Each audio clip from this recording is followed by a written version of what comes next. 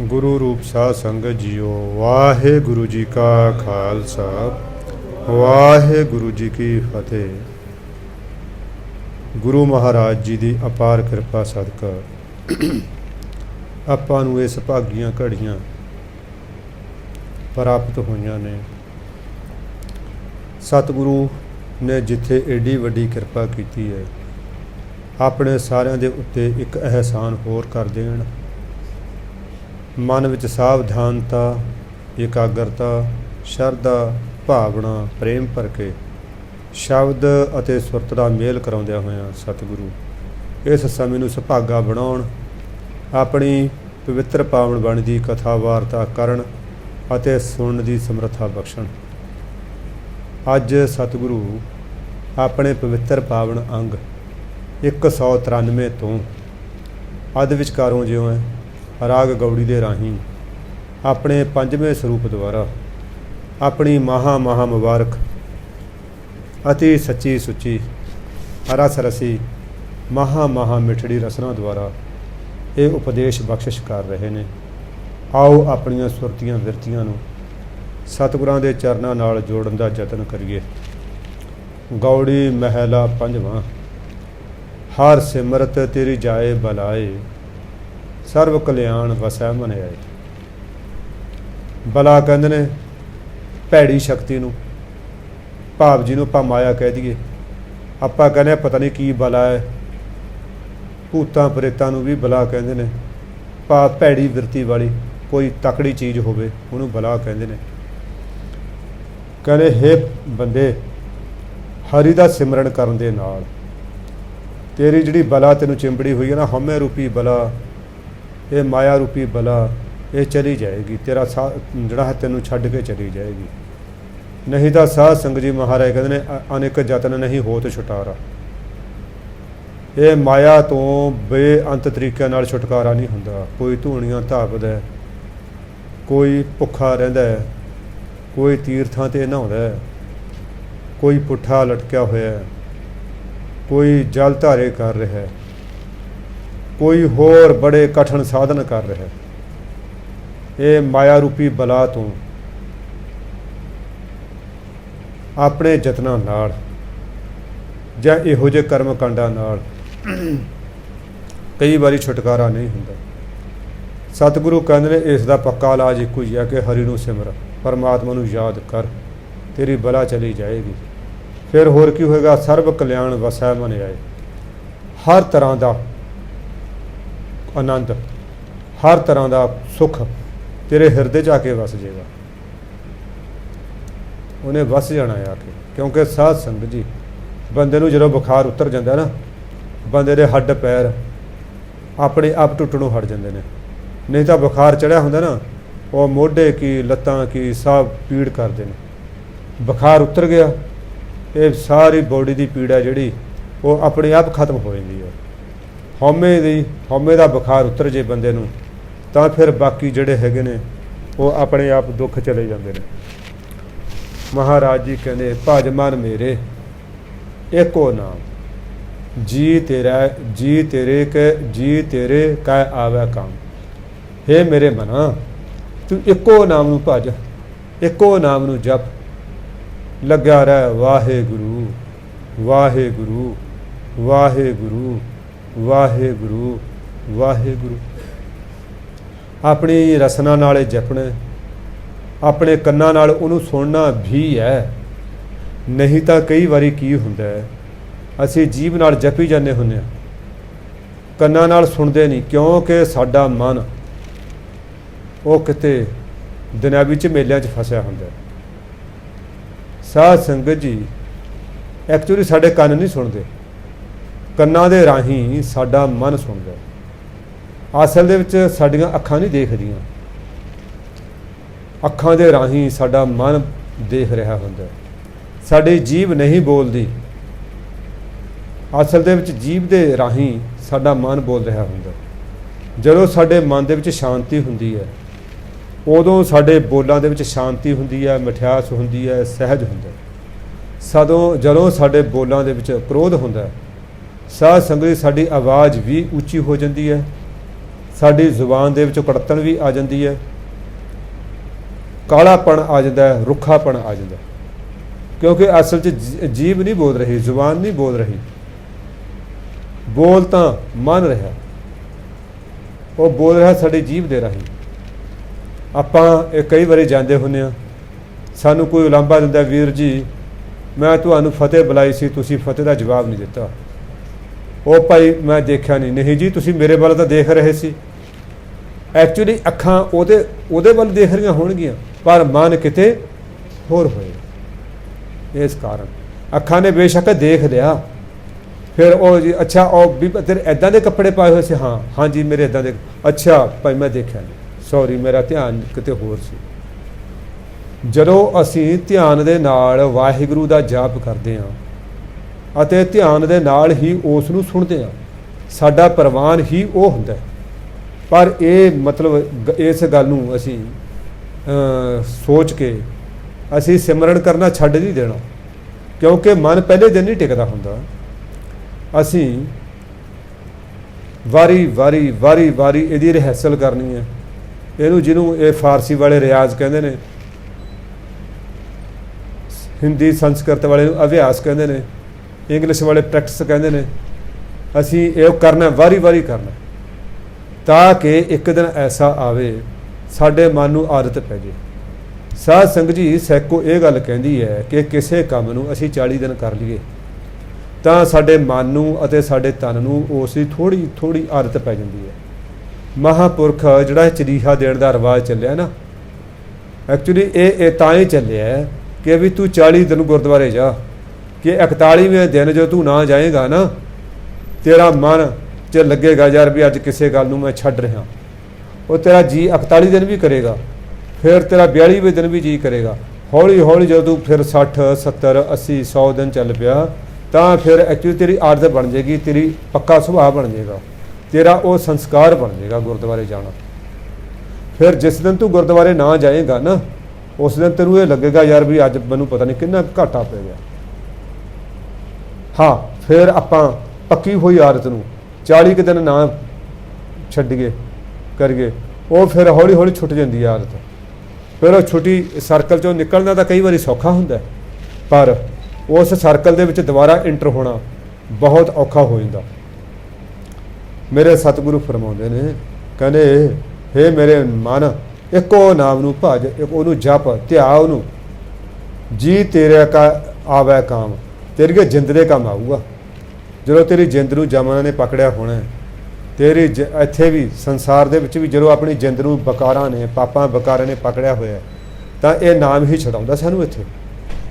ਅਤੇ ਉੱਥੇ ਵੀ ਜਦੋਂ ਸਾਡੀ ਜਿੰਦ ਨੂੰ ਜਮਾਂ ਨੇ ਪਕੜਿਆ ਹੋਊਗਾ, ਇਹ ਜਿੰਦ ਨੂੰ ਉਹ ਭਾਰੀ ਸਜ਼ਾਵਾਂ ਦੇ ਰਹੇ ਹੋਣਗੇ, ਤਾਂ ਸਾਧ ਸੰਗਤ ਜੀ ਇਹ ਸਾਡੀ ਜਿੰਦ ਨੂੰ ਨਾਮ ਨੇ ਹੀ ਛਡਾਉਣਾ।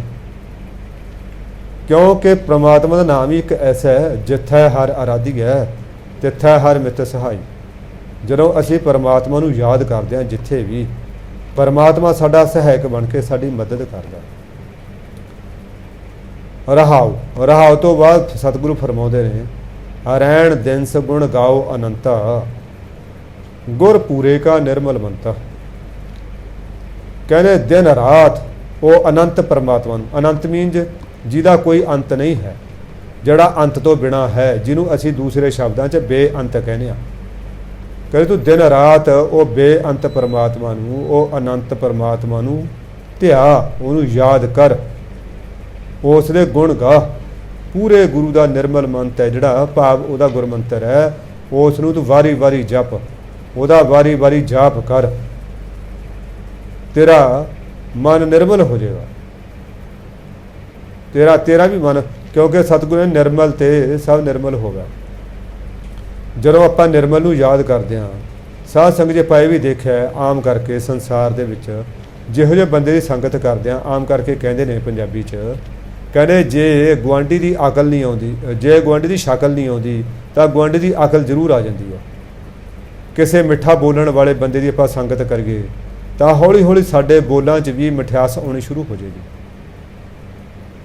ਕਿਸੇ ਸਹਿਣ ਸ਼ਕਤੀ ਵਾਲੇ ਬੰਦੇ ਦੀ ਅਸੀਂ ਸੰਗਤ ਕਰੀਏ, ਹੌਲੀ ਸਾਡੇ ਵੀ ਹਿਰਦੇ 'ਚ ਕਿਸੇ ਕੌੜੀ ਗੱਲ ਨੂੰ, ਕਿਸੇ ਦੁੱਖ ਨੂੰ ਸਹਿਣ ਦੀ ਤਾਕਤ ਆ ਜਾਂਦੀ ਹੈ। ਮਹਾਰਾਜ ਜੀ ਇਹੀ ਕਹਿ ਰਹੇ ਨੇ ਕਿ ਭਾਈ ਤੂੰ ਉਹ ਦਿਨ ਰਾਤ ਉਹ ਪਰਮਾਤਮਾ ਦੇ ਗੁਣਾਂ ਨੂੰ ਗਾ, ਪੂਰੇ ਗੁਰੂ ਦਾ ਜਿਹੜਾ ਉਪਦੇਸ਼ ਹੈ, ਉਹਦਾ ਗੁਰਮੰਤਰ ਦਿੱਤਾ ਹੋਇਆ ਨਿਰਮਲ ਮੰਤਰ ਹੈ, ਉਸ ਨੂੰ ਜਾਪ। ਛੋੜ ਉਪਾਵ ਏਕ ਟੇਕ ਰਾਖ, ਮਹਾ ਪਦਾਰਥ ਅੰਮ੍ਰਿਤ ਰਸ ਚਾਖ। ਤੂੰ ਬਾਕੀ ਸਾਰੇ ਉਪਾਅ ਛੱਡ ਦੇ। ਉਪਾਅ ਕਿਹੜੇ? ਜਿਹੜੇ ਦੂਸਰੇ ਕਰਮ ਕਾਂਡ ਨੇ। ਤੈਨੂੰ ਤੀਰਥਾਂ ਤੇ ਜਾਣ ਦੀ ਲੋੜ ਨਹੀਂ ਹੈ। ਬਾਬਾ ਨਾਮ ਕਹਿੰਦੇ ਊਹਾਂ ਤਾਂ ਜਾਈਏ ਜੋ ਈਹਾਂ ਨਾ ਹੋਏ। ਉੱਥੇ ਕੀ ਹੈ? ਕਹਿੰਦੇ ਉੱਥੇ ਕੀ ਹੈ? ਜਲ ਹੈ, ਪਖਾਨ ਹੈ। ਉੱਥੇ ਤਾਂ ਜਾਏਗੀ ਜੇ ਉਰੇ ਨਾ ਹੋਵੇ। ਅਸੀਂ ਉੱਥੇ ਤਾਂ ਜਾਂਦੇ ਹਾਂ ਕਿਉਂਕਿ ਉੱਥੇ ਉਹ ਜਿਹੜਾ ਥਾਂ ਹੁੰਦਾ ਉਹ ਸਾਧੂਆਂ ਸੰਤਾਂ ਨੇ ਭਜਨ ਬੰਦਗੀ ਕਰਕੇ ਚਾਰਜ ਕੀਤਾ ਹੁੰਦਾ, ਪਵਿੱਤਰ ਕੀਤਾ ਹੁੰਦਾ।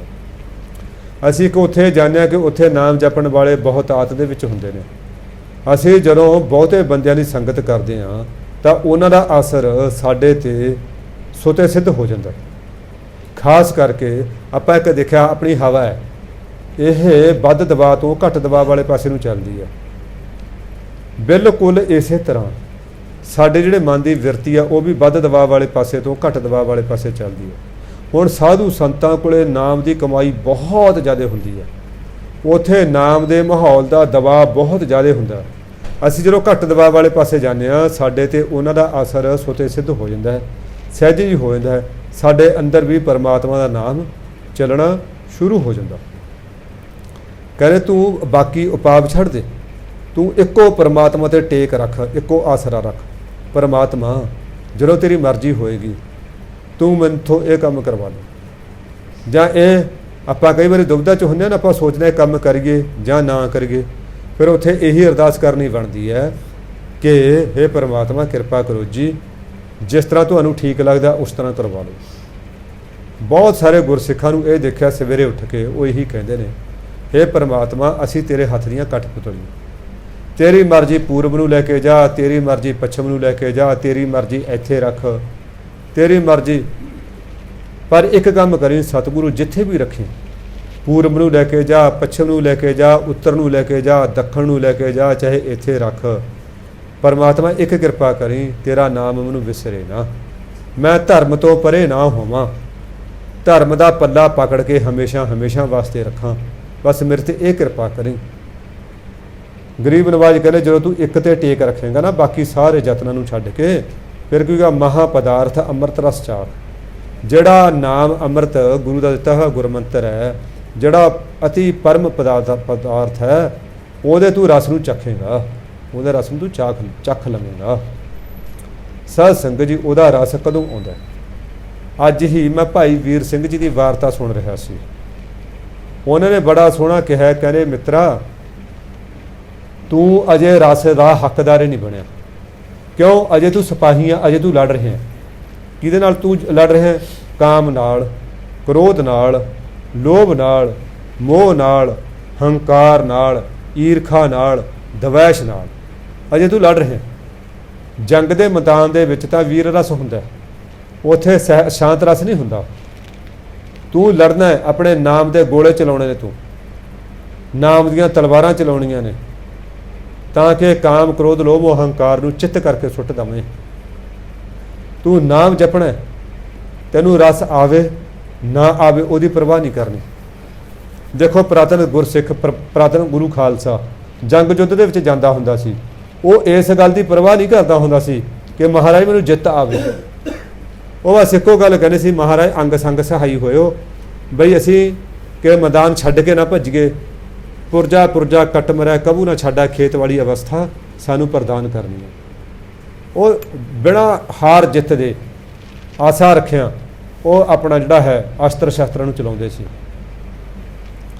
ਗਰੀਬ ਨਵਾਜ ਵੀ ਇਹੀ ਦੱਸਦੇ ਨੇ, ਜਿਹੜਾ ਅਸੀਂ ਇਹ ਯੁੱਧ ਭੂਮੀ 'ਚ ਖੜੇ ਹਾਂ ਨਾ, ਇੱਕ ਪਾਸੇ ਇਹ ਮਾਇਆ ਦੀ ਫੌਜ ਹੈ, ਉਹਦੇ 5 ਸੈਨਾਪਤੀ ਨੇ, ਕਾਮ ਕ੍ਰੋਧ ਲੋਭ ਮੋਹ ਹੰਕਾਰ, ਬੇਅੰਤ ਤਰ੍ਹਾਂ ਦੀਆਂ ਉਹਦੀਆਂ ਸਹਾਇਕ ਫੌਜਾਂ ਨੇ, ਆਸਾ ਤ੍ਰਿਸ਼ਨਾ ਈਰਖਾ ਨਫ਼ਰਤਾਂ ਇਹ ਵੀ ਹੈਗੀਆਂ। ਅਤੇ ਫਿਰ ਸਾਧ ਸੰਗਤ ਜੀ ਹੋਰ ਬਹੁਤ ਆਲਸ ਵਗੈਰਾ। ਇਹ ਉਹ ਨਾ ਜਦੋਂ ਅਸੀਂ ਨਾਮ ਜਪਦੇ ਹਾਂ, ਉਹ ਪਹਿਲਾਂ ਛੋਟੇ ਸਿਪਾਹੀਆਂ ਨੂੰ ਭੇਜਦਾ ਮਾਇਆ। ਜੇ ਅਸੀਂ ਉਹਨਾਂ ਤੋਂ ਨਹੀਂ ਹਾਰਦੇ ਫਿਰ ਉਹ ਉਦੋਂ ਤਕੜੇ ਸੈਨਾਪਤੀ ਨੂੰ ਭੇਜ ਦਿੰਦਾ, ਉਹ ਉਦੋਂ ਤਕੜੇ ਨੂੰ ਭੇਜ ਦਿੰਦਾ। ਅਤੇ ਸਾਧ ਸੰਗਤ ਜੀ, ਜਦੋਂ ਅਸੀਂ ਗੁਰੂ ਦੀ ਟੇਕ ਰੱਖਦੇ ਹਾਂ ਫਿਰ ਪਾਤਸ਼ਾਹ ਕਹਿੰਦੇ ਨੇ ਨਿਹਤੇ ਪੰਜ ਜਵਾਨ ਮੈਂ ਗੁਰ ਥਾਪੀ ਦਿੱਤੀ ਕੰਡ ਜੀਓ। ਪਹਿਲਾਂ ਇਹ ਵਿਸ਼ਵਾਸ ਕਰਨਾ ਪਏਗਾ ਕਿ ਹਾਂ ਗੋਸਾਈ ਦਾ ਪਹਿਲਵਾਨੜਾ, ਗੁਰਮਿਲ ਉੱਚ ਦਮਾਲੜਾ। ਨਿਹਤੇ ਪੰਜ ਜਵਾਨ ਮੈਂ ਗੁਰ ਥਾਪੀ ਦਿੱਤੀ ਕੰਡ ਜੀਓ। ਪਹਿਲਾਂ ਵਿਸ਼ਵਾਸ ਕਰਨਾ ਪਏਗਾ ਕਿ ਮੈਂ ਆਪਣੇ ਵੱਲੋਂ ਨਹੀਂ ਲੜ ਰਿਹਾ, ਮੈਂ ਗੁਰੂ ਵੱਲੋਂ ਲੜ ਰਿਹਾ। ਗੁਰੂ ਮੇਰੇ ਅੰਗ ਸੰਗ ਹੈ, ਗੁਰੂ ਮੇਰੀ ਪਿੱਠ 'ਤੇ ਖੜ੍ਹਾ ਹੈ। ਕਹਿੰਦੇ ਜਿਹਦਾ ਅੰਗ ਉਹ ਕਰ ਲਵੇ ਨਾ ਮੇਰਾ ਸਤਿਗੁਰੂ, ਉਹਦੀ ਹਾਰ ਹੁੰਦੀ ਓ ਨਹੀਂ। ਚਾਹੇ ਉਹ ਹਾਥੀਆਂ ਨਾਲ ਲੜੇ, ਚਾਹੇ ਪਰਬਤਾਂ ਨਾਲ ਮੱਥਾ ਲਾ ਲਵੇ, ਉਹਦੀ ਹਾਰ ਹੁੰਦੀ ਓ ਨਹੀਂ। ਕਿਉਂਕਿ ਗੁਰੂ ਨੂੰ ਅੰਗ ਸੰਗ ਸਮਝਿਆ ਉਹਨੇ, ਗੁਰੂ ਨੂੰ ਆਪਣਾ ਸਹਾਇਕ ਸਮਝਿਆ ਹੋਇਆ। ਫਿਰ ਸਾਧ ਸੰਗਤ ਜੀ ਇੱਕ ਦੇਖਿਆ ਅੱਜ ਤੱਕ ਇਹ ਰਿਕਾਰਡ ਹੈ ਪੂਰੇ ਧਰਮ ਦੇ ਇਤਿਹਾਸ ਦਾ, ਜਿਹਨੇ ਉਹਦੇ ਉੱਤੇ ਟੇਕ ਟਕਾਈ ਹੈ ਉਹਦੀ ਕਿਤੇ ਉਹਨੇ ਪਿੱਠ ਨਹੀਂ ਲੱਗਣ ਦਿੱਤੀ। ਉਹ ਤਾਂ ਸਤਿਗੁਰੂ ਕਹਿੰਦੇ ਨਾਮ ਧਰੀਕ ਉਧਾਰੇ ਭਗਤਾਂ ਸੰਸਾ ਕੌਣ। ਭਗਤਾਂ ਨੂੰ ਕਾਹਦਾ ਸੰਸਾ ਹੈ? ਉਹ ਤਾਂ ਜਿਹੜੇ ਪਖੰਡੀ ਸੀ। ਦੇਖੋ ਬਾਬਾ ਸਦਨਾ ਜੀ ਕਹਿੰਦੇ ਨੇ ਆਪਣੀ ਬਾਣੀ 'ਚ, ਨਿਰਪ ਕੰਨਿਆ ਕੇ ਕਾਰਨ ਇੱਕ ਭਇਆ ਭੇਖ ਧਾਰੀ ਕਾ ਮਾਰਥੀ ਸਵਾਰਥੀ ਵਾਕੀ ਪੈਜ ਸਵਾਰੀ ਤਬ ਗੁਣ ਕਹਾ ਜਗਤ ਗੁਰਾ ਜੋ ਕਰਮ ਨਾ ਨਾਸੈ ਸਿੰਘ ਸ਼ਰਣਕਤ ਜਾਈਆ ਜੋ ਜੁੰਬਕ ਗਰਾਸੈ। ਰਹਾਉ ਤੋਂ ਬਾਅਦ ਕਹਿੰਦੇ ਨੇ ਏਕ ਬੂੰਦ ਜਲ ਕਾਰਣੇ ਚਾਤਰਿਕ ਦੁਖ ਪਾਵੈ ਪ੍ਰਾਣ ਗਏ ਸਾਗਰ ਮਿਲੈ। ਫਿਰ ਕਹਿੰਦੇ ਫਿਰ ਉਹ ਕਿਸ ਨੂੰ ਪਿਆਏਗਾ ਜੇ ਹੁਣ ਪ੍ਰਾਣੇ ਚਲੇ ਗਏ? ਫਿਰ ਉਹ ਬੂੰਦ ਦੀ ਕੋਈ ਕੀਮਤ ਨਹੀਂ, ਚਾਹੇ ਸਾਗਰ ਵੀ ਮਿਲ ਜੇ। ਲੋੜ ਇਹੀ ਆ, ਆਪਾਂ ਜਦੋਂ ਇੰਨਾ ਮਤਲਬ ਅੰਦਰੋਂ ਭਿੱਜ ਕੇ ਬੇਨਤੀ ਕਰਦੇ ਹਾਂ ਸਾਧ ਸੰਗਤ ਜੀ, ਫਿਰ ਪਰਮਾਤਮਾ ਸੁਣਦਾ ਹੀ ਸੁਣਦਾ। ਗਰੀਬ ਨਵਾਜ ਸਤਿਗੁਰੂ ਇਹ ਕਹਿੰਦੇ ਨੇ, ਕਹਿੰਦੇ ਫਿਰ ਤੂੰ ਉਹਨੂੰ ਚਾਖ ਲਵੇਂਗਾ। ਵਿਖਮ ਸਾਗਰ ਤੇਈ ਜਨ ਤਰੇ ਨਾਨਕ ਜਾ ਕਾ ਕਿਰਪਾ ਕਰੇ। ਤੇਈ ਮਨ ਉਹੀ, ਕਹਿੰਦੇ ਇਹ ਸੰਸਾਰ ਸਾਗਰ ਨੂੰ ਉਹੀ ਦਾਸ ਤਰੇ ਨੇ। ਇਹ ਆਪਣਾ ਗੁਰੂ ਨਾਨਕ ਪਾਤਸ਼ਾਹ ਕਹਿੰਦੇ ਨੇ ਪੰਚਮ ਗੁਰੂ ਨਾਨਕ ਕਿ ਜਿਹਦੇ ਉੱਤੇ ਉਹ ਆਪ ਕਿਰਪਾ ਕਰਦਾ। ਸਾਧ ਸੰਗਤ ਜੀ, ਉਹਦੀ ਕਿਰਪਾ ਦਾ ਪਾਤਰ ਬਣਨ ਵਾਸਤੇ ਸਾਨੂੰ ਇਹ ਮੈਦਾਨ 'ਚ ਕੁੱਦਣਾ ਪਏਗਾ।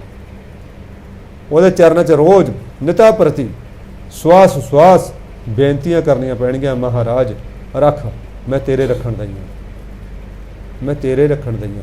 ਜਿਹੜਾ ਕੰਮ ਆਪਾਂ ਤੋਂ ਨਾ ਹੋਣ ਵਾਲਾ ਹੋਵੇ ਨਾ, ਫਿਰ ਸਾਧ ਸੰਗਤ ਜੀ ਉਹ ਗੁਰੂ ਨੂੰ ਬੇਨਤੀ ਕਰੀਦਾ, ਸੱਚੇ ਪਾਤਸ਼ਾਹ ਹੁਣ ਮੈਂ ਹਾਰ ਗਿਆ, ਮੇਰੇ ਕੋਈ ਔਕਾਤ ਨਹੀਂ, ਹੁਣ ਤੁਸੀਂ ਕਿਰਪਾ ਕਰੋ। ਮੱਸਣ ਤੇ ਸੰਮਣ ਦਾ ਆਪਾਂ ਕਥਾ ਕਹਾਣੀ ਇਤਿਹਾਸ ਦੇ ਵਿੱਚੋਂ ਪੜ੍ਹਦੇ ਹਾਂ ਜਾਂ ਸੁਣਦੇ ਹਾਂ। ਦੇਖੋ ਦੋਏ ਬਾਪ ਪੁੱਤ ਨੇ, ਬੜੇ ਗਰੀਬ ਨੇ, ਮਿਹਨਤ ਮਸ਼ੱਕਤ ਦੀ ਜ਼ਿੰਦਗੀ ਜਿਉਂਦੇ ਨੇ, ਕਿਸੇ ਸ਼ਾਹੂਕਾਰ ਕੋਲੇ ਕੰਮ ਲੱਗੇ ਹੋਏ ਨੇ। ਪੰਚਮ ਪਾਤਸ਼ਾਹ ਘਰ ਘਰ ਜਾਂਦੇ ਨੇ, ਜਦੋਂ ਉਹਨਾਂ ਨੂੰ ਕਿਤੇ ਕਿਸੇ ਘਰ ਉਹਨਾਂ ਦੀ ਚਰਨ ਪਵਾਉਂਦੇ ਨੇ, ਕੋਈ ਕਿਸੇ ਘਰ ਨੂੰ ਚਰਨ ਪਵਾਉਂਦੇ ਨੇ। ਪੁੱਤਰ ਕਹਿਣ ਲੱਗਿਆ ਪਿਤਾ ਨੂੰ, ਪਿਤਾ ਜੀ ਆਪਾਂ ਵੀ ਗੁਰੂ ਦੇ ਚਰਨ ਪਵਾ ਲਈਏ ਘਰ। ਉਹ ਕਹਿੰਦਾ ਬੇਟਾ ਆਪਾਂ ਰੋਜ਼ ਕਮਾਉਂਦੇ ਹਾਂ, ਉਹੀ ਖਾਂਦੇ ਹਾਂ, ਆਪਣੇ ਕੋਲੇ ਪੈਸੇ ਕਿੱਥੇ ਨੇ ਆਪਾਂ, ਕਿਉਂਕਿ ਦੋਏ ਬਾਪ ਪੁੱਤ ਨੇ, ਘਰੇ ਲੇਡੀ ਵੀ ਕੋਈ ਨਹੀਂ ਹੈ, ਡੈਥ ਵਗੈਰਾ ਹੋ ਗਈ। ਉਹ ਪੁੱਤਰ ਕਹਿ ਰਿਹਾ ਹੈ, ਕਹਿੰਦਾ ਪਿਤਾ ਜੀ ਜੇ ਮੈਂ ਕੁੜੀ ਹੁੰਦਾ ਤੁਸੀਂ ਮੈਨੂੰ ਵਿਆਹੁਣ ਵਾਸਤੇ ਵੀ ਤਾਂ ਖਰਚਾ ਕਰਦੇ। ਕਹਿੰਦੇ ਹਾਂ, ਆਪਾਂ ਸੇਠ ਤੋਂ ਪੈਸੇ ਲੈ ਲੈਂਦੇ ਹਾਂ, ਆਪਾਂ ਕਰਜ਼ਾ ਲੈ ਲੈਂਦੇ ਹਾਂ, ਆਪਾਂ ਲੱਗੇ ਰਹਾਂਗੇ ਕਰਜ਼ਾ ਉਤਾਰ ਦਾਂਗੇ। ਉਹ ਕਹਿੰਦੇ ਵੀ ਗੱਲ ਠੀਕ ਹੈ। ਸੇਠ ਨੂੰ ਪੁੱਛਿਆ ਬਈ ਜੇ ਅਸੀਂ ਗੁਰੂ ਮਹਾਰਾਜ ਤੋਂ ਤਰੀਕ ਲੈ ਲਈਏ ਕੋਈ, ਤੂੰ ਸਾਨੂੰ 500 ਰੁਪਇਆ ਦੇ ਦੇਗਾ? ਉਦੋਂ ਸੇਠ ਨੇ ਕਹਤਾ ਹਾਂ ਦੇ ਦੂੰਗਾ, ਮੈਂ ਲੈ ਲਓ ਤਰੀਕ। ਉਹਨਾਂ ਨੇ ਸਵੇਰੇ ਅੰਮ੍ਰਿਤ ਵੇਲੇ ਦੂਸਰੇ ਦਿਨ ਜਦੋਂ ਗਏ ਸੰਗਤ ਦੇ ਵਿੱਚ, ਉਹਨਾਂ ਨੇ ਖੜੇ ਹੋ ਕੇ ਬੇਨਤੀ ਕਰਤੀ। ਜਿਹੜਾ ਮਹਾਰਾਜਾ ਗੜਵਈ ਸੀ ਉਹਨਾਂ ਨੇ ਕਹਿਤਾ ਕਿ ਹਾਂਜੀ ਫਲਾਣੀ ਤਰੀਕ ਵਿਹਦੀ ਹੈ। ਫਲਾਣੀ ਤਰੀਕ ਨੂੰ ਸੰਗਤ ਦੇ ਵਿੱਚ ਅਨਾਉਂਸ ਹੋ ਗਈ ਕਿ ਫਲਾਣੀ ਤਰੀਕ ਨੂੰ ਭਾਈ ਸੰਮਣ ਅਤੇ ਭਾਈ ਮੂਸਣ ਦੇ ਘਰੇ ਸੰਗਤ ਜੁੜੇਗੀ, ਗੁਰੂ ਕਾ ਲੰਗਰ ਅਟੁੱਟ ਚੱਲੇਗਾ, ਵਰਤੇਗਾ। ਹੁਣ ਜਦੋਂ 3-4 ਦਿਨ ਰਹਿ ਗਏ, ਉਹਨਾਂ ਨੇ ਸੇਠ ਨੂੰ ਕਿਹਾ ਸੇਠ ਜੀ ਨਾਲ ਤਾਂ ਸਾਨੂੰ 500 ਰੁਪਈਆ ਦੇ ਦਿਓ, ਨਾਲੇ ਸਾਨੂੰ ਇਹ 3 ਦਿਨਾਂ ਦੀ ਛੁੱਟੀ ਦੇ ਦਿਓ।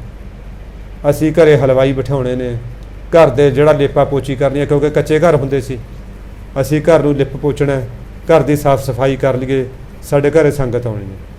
ਸੇਠ ਦੇ ਪਤਾ ਨਹੀਂ ਕਿਸ ਨੇ ਉਂਗਲ ਲਾਈ ਜਾਂ ਉਹਦੇ ਆਪਣੇ ਦਿਮਾਗ 'ਚ ਆ ਗਿਆ, ਉਹਨੇ ਸੋਚਿਆ ਵੀ ਮੈਂ ਇਹਨਾਂ ਨੂੰ 500 ਰੁਪਈਆ ਦਿੱਤਾ। ਸਾਧ ਸੰਗਤ ਜੀ ਉਸ ਜ਼ਮਾਨੇ ਦਾ, ਅੱਜ ਦੇ ਨਾਲ ਆਪਾਂ ਨਾ ਤੁਲਨਾ ਕਰਕੇ ਉਸ ਜ਼ਮਾਨੇ ਦਾ, ਕਹਿੰਦੇ ਜੇ 500 ਰੁਪਈਆ ਮੈਂ ਇਹਨੂੰ ਦੇਤਾ 5 ਲੱਖ ਵਰਗਾ ਹੋਊਗਾ, ਮੈਂ ਇਹਨਾਂ ਤੋਂ ਕੀ ਲੈ ਲਾਂਗਾ ਜੇ ਭੱਜ ਗਏ।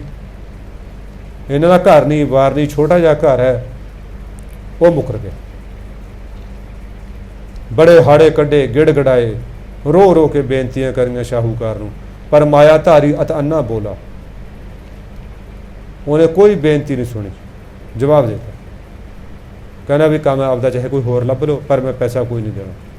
ਉਹ ਕਹਿੰਦੇ ਸੇਠ ਜੀ ਸਾਡੇ ਪਿਓ ਦਾਦੇ ਵੀ ਤੁਹਾਡੇ ਹੀ ਕੰਮ ਕਰਦੇ ਹੁੰਦੇ ਸੀ, ਤੁਸੀਂ ਵਿਸ਼ਵਾਸ ਕਰੋ ਸਾਡੇ 'ਤੇ, ਤੁਸੀਂ ਸਾਡੇ ਘਰ ਦੀ ਬੇਸ਼ੱਕ ਤੁਸੀਂ ਜਿਹੜਾ ਹੈ ਉਹਨੂੰ ਗਿਰਵੀ ਰੱਖ ਲਓ।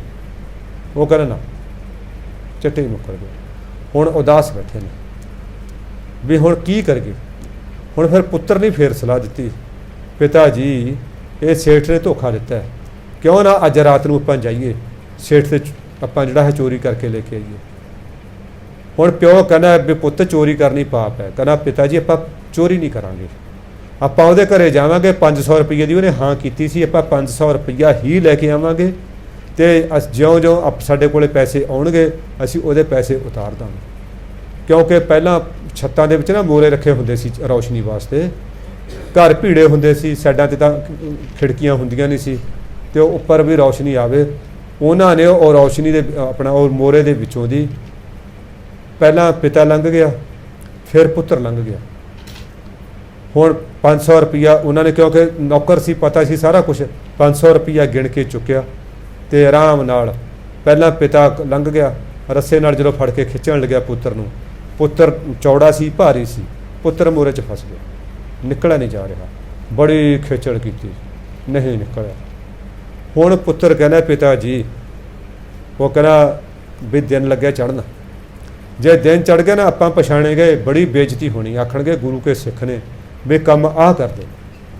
ਫਿਰ ਹੁਣ ਕੀ ਕਰਾਂ ਬੇਟਾ ਮੈਂ, ਹੁਣ ਤੁਸੀਂ ਐਂ ਕਰੋ ਮੇਰਾ ਸਿਰ ਵੱਢ ਕੇ ਲੈ ਜਾਓ, ਕਿਉਂਕਿ ਲਾਸ਼ ਦੀ ਕੋਈ ਪਹਿਚਾਣ ਨਹੀਂ ਹੁੰਦੀ, ਮੇਰਾ ਸਿਰ ਵੱਢ ਕੇ ਲੈ ਜਾਓ ਤੁਸੀਂ, ਇਹ ਕਾਰਜ ਕਰੋ ਤੁਸੀਂ, ਉਦੋਂ ਬਾਅਦ ਦੇਖੀ ਜਾਊਗੀ ਕੀ ਬਣਦਾ। ਪਿਤਾ ਦਾ ਮੈਂ ਕਹਿੰਦਾ ਜਿਗਰਾ ਧੰਨ ਹੈ ਗੁਰੂ ਦੇ ਸੇਵਾ ਦੀ ਭਾਵਨਾ। ਇਹੋ ਜਿਹੇ ਸਿੱਖ ਸੀ ਸਾਧ ਸੰਗਤ ਜਿਨ੍ਹਾਂ ਦਾ ਇਤਿਹਾਸ ਦੇ ਵਿੱਚ ਨਾਂ ਆਇਆ, ਸਾਡੇ ਵਰਗਿਆਂ ਦਾ ਨਹੀਂ ਆਉਣ ਲੱਗਿਆ। ਹੁਣ ਪੁੱਤਰ ਨੇ, ਪਿਓ ਨੇ ਪੁੱਤਰ ਦਾ ਸਿਰ ਵੱਢਿਆ ਅਤੇ ਸਿਰ ਨੂੰ ਲਪੇਟ ਕੇ ਕੱਪੜਿਆਂ ਦੇ ਵਿੱਚ ਆਪਣੇ ਘਰ ਲੈ ਕੇ ਆ ਗਿਆ। ਲਾਸ਼ ਧੜਾਮ ਕਰਕੇ ਹੇਠਾਂ ਡਿੱਗੀ ਹੈ, ਖੜਕੇ ਨਾਲ ਸੇਠ ਨੂੰ ਜਾਗ ਆਈ ਹੈ ਅਤੇ ਦੇਖਿਆ ਵੀ ਕੋਈ ਬੰਦਾ ਵੱਢ ਕੇ ਸਾਡੇ ਘਰੇ ਸਿੱਟ ਗਿਆ। ਹੁਣ ਕਿਉਂਕਿ ਬਹੁਤ ਉੱਚੀ ਅਵਸਥਾ ਦਾ ਸੀ ਪਿਤਾ, ਘਰ ਪੈ ਗਿਆ ਜਾ ਕੇ। ਜਦੋਂ ਥੋੜ੍ਹਾ ਦਿਨ ਜਾ ਚੜ੍ਹਿਆ, ਇਹ ਸੇਠ ਉਹਦੇ ਘਰ ਗਿਆ, ਉਹਨੂੰ ਕਹਿਣ ਲੱਗਿਆ, ਕਹਿੰਦਾ ਭਾਈ ਉਹਨੂੰ ਕਹਿੰਦੇ ਭਾਈ ਤੂੰ ਐਂ ਕਰ, ਸਾਡੇ ਘਰੇ ਕੋਈ ਬੰਦਾ ਵੱਢ ਕੇ ਸਿੱਟ ਗਿਆ, ਤੂੰ ਬੜਾ ਵਿਸ਼ਵਾਸਯੋਗ ਹੈ, ਜੇ ਮੇਰੇ ਘਰੇ ਲਾਸ਼ ਪਈ ਰਹੀ ਮੈਨੂੰ ਤਾਂ ਹਕੂਮਤ ਨੇ ਪਕੜ ਲੈਣਾ, ਤੂੰ ਇੱਕ ਕਿਰਪਾ ਕਰ ਉਹ ਲਾਸ਼ ਨੂੰ ਲੇਖੇ ਲਾ ਦੇ, ਮੈਂ ਤੇਰਾ 500 ਰੁਪਈਆ ਤੈਨੂੰ ਦੇ ਦੂੰਗਾ। ਉਹ ਕਹਿੰਦੇ ਸੇਠ ਜੀ ਸਾਡਾ ਪ੍ਰਬੰਧ ਹੋ ਗਿਆ, ਸੀ ਕਿਤੋਂ ਹੋਰ ਲੈ ਲਿਆ, ਮੈਨੂੰ ਤੇਰੇ 500 ਰੁਪਈਏ ਦੀ ਲੋੜ ਨਹੀਂ ਹੈ। ਹਾਂ ਤੂੰ ਤਾਂ ਜਿਹੋ ਜਿਹੀ ਕਰਨੀ ਸੀ ਸਾਡੇ ਨਾਲ ਕਰਤੀ, ਪਰ ਮੈਂ ਉਹ ਮਾੜਾ ਜਿਹਾ ਅੱਜ ਸਾਂਭ ਕੇ ਰੱਖੋ, ਰਾਤ ਨੂੰ ਹਨੇਰਾ ਪਏਗਾ ਮੈਂ ਜਿਹੜਾ ਹੈਗਾ ਲਾਸ਼ ਨੂੰ ਚੱਕ ਲਿਆਵਾਂਗਾ। ਧੰਨ ਹੈ ਜਿਗਰਾ, ਉਹਨੇ ਚਲੋ ਆਪਣੇ ਹਲਵਾਈ ਲਾਏ, ਜੋ ਵੀ ਹੈ ਘਰੇ ਤਿਆਰੀਆਂ ਹੋ ਗਈਆਂ, ਸਾਰਾ ਕੁਝ ਹੋ ਗਿਆ। ਸੰਗਤ ਆਈ ਹੈ, ਸੰਗਤ ਨੂੰ ਨਾਮ ਦਾ ਅਭਿਆਸ ਹੋਇਆ, ਕੀਰਤਨ ਹੋਇਆ, ਸਾਰਾ ਕੁਝ ਹੋਇਆ। ਰਾਤ ਨੂੰ ਲਾਸ਼ ਲੈ ਆ, ਉਹਨੇ ਮੰਜੇ 'ਤੇ ਪਾਤੀ, ਸਿਰ ਰੱਖ ਕੇ ਐਸੇ ਤਰ੍ਹਾਂ ਹੁਣ ਲਾਸ਼ ਰੱਖੀ ਹੋਈ ਆ। ਅੰਦਰ ਦੀਆਂ ਜਾਣਨ ਵਾਲੇ ਗੁਰੂ ਅਰਜਨ ਦੇਵ ਮਹਾਰਾਜ ਕਹਿੰਦੇ ਨੇ, ਕਹਿੰਦੇ ਭਾਈ ਜਿਸ ਦਿਨ ਤੁਸੀਂ ਬੇਨਤੀ ਕੀਤੀ ਸੀ, ਤੁਸੀਂ ਦੋਏ ਬਾਪ ਪੁੱਤ ਸੀ, ਤੇਰਾ ਪੁੱਤਰ ਕਿੱਧਰ ਗਿਆ? ਦੇਖੋ ਕਿੱਡਾ ਤਕੜਾ ਇਮਤਿਹਾਨ ਸਾਧ ਸੰਗਤ ਜੀ, ਉਹ ਸਿੱਖਾਂ ਨੇ ਕਿੱਡੇ ਕਿੱਡੇ ਇਮਤਿਹਾਨ ਪਾਸ ਕਰੇ ਨੇ। ਪਹਿਲਾਂ ਤਾਂ ਦੇਖੋ ਸੇਠ ਤੋਂ ਮੁਕਰਾਇਆ, ਜੇ ਸਤਿਗੁਰੂ ਕਰ ਦਿੰਦੇ ਬਿਰਤੀ, ਉੱਧਰ ਕੋਈ ਕਿਰਪਾ ਕਰ ਦਿੰਦੇ, ਉਹਦੀ ਮੁਕਰਨ ਦੀ ਕੋਈ ਤਾਕਤ ਨਹੀਂ ਸੀ, ਉਹਦਾ ਇਮਤਿਹਾਨ ਲੈਣਾ ਸੀ। ਕਹਿੰਦੇ ਮਹਾਰਾਜ ਹਾਂ ਅਸੀਂ ਦੋਏ ਬਾਪ ਪੁੱਤ ਸੀ। ਕਹਿੰਦੇ ਉਹ ਅੱਜ ਦਿਸਦਾ ਨਹੀਂ। ਕਹਿੰਦੇ ਮਹਾਰਾਜ ਦੇਖੋ ਬੱਚਿਆਂ ਦਾ ਕੰਮ ਹੈ, ਇੱਥੇ ਖੇਡਣ ਖੁੱਡਣ ਲੱਗ ਗਿਆ ਹੋਊਗਾ। ਕਹਿੰਦੇ ਬੁਲਾ ਯਾਰ ਉਸ ਨੂੰ, ਆਪਾਂ ਉਹਦੇ ਕਿਰਪਾ ਕਰਨੀ ਹੈ, ਉਹ ਸੇਵਾ ਥਾਂ ਪਾਈਏ, ਭਾਈ ਤੁਹਾਡੀ ਅਰਦਾਸ ਕਰੀਏ। ਉਹ ਕਹਿੰਦੇ ਮਹਾਰਾਜ, ਉਹ ਕਹਿੰਦੇ ਬੁਲਾ ਭਾਈ ਬੁਲਾ। ਮਹਾਰਾਜ ਕਹਿੰਦੇ ਸੱਚੇ ਪਾਤਸ਼ਾਹ ਜਿੱਥੇ ਉਹ ਚਲਿਆ ਗਿਆ ਨਾ, ਉੱਥੇ ਹੁਣ ਮੇਰੀ ਆਵਾਜ਼ ਨਹੀਂ ਜਾਂਦੀ। ਜਿੱਥੇ ਉਹ ਚਲਿਆ ਗਿਆ ਉੱਥੇ ਮੇਰੇ ਬੋਲ ਨਹੀਂ ਪਹੁੰਚਦੇ, ਉੱਥੇ ਤਾਂ ਮੇਰੇ ਪ੍ਰੀਤਮਾ ਤੇਰੇ ਬੋਲ ਪਹੁੰਚਣਗੇ। ਤੂੰ ਕਰ ਸਕਦਾ ਹੈ ਕਿਰਪਾ। ਸਤਿਗੁਰੂ ਉੱਠੇ ਨੇ, ਨਾਲ ਸੇਵਾਦਾਰ ਨੂੰ ਕਿਹਾ ਆਪਣਾ ਪਾਣੀ ਵਾਲਾ ਗੜਬਾ ਚੱਕਿਆ, ਉਹਦੇ ਮੰਜੇ ਕੋਲੇ ਪਏ ਨੇ, ਉਹਦੇ ਕੱਪੜਾ ਹਟਾ ਕੇ ਛੱਟਾ ਮਾਰਿਆ, ਉਹ ਸਤਨਾਮ ਵਾਹਿਗੁਰੂ ਕਰਦਾ ਖੜਾ ਹੋ। ਇਹ ਹੈ ਮੇਰਾ ਸਤਿਗੁਰੂ ਜਦੋਂ ਕਿਰਪਾ ਕਰਦਾ, ਨਦਰ ਕਰਦਾ।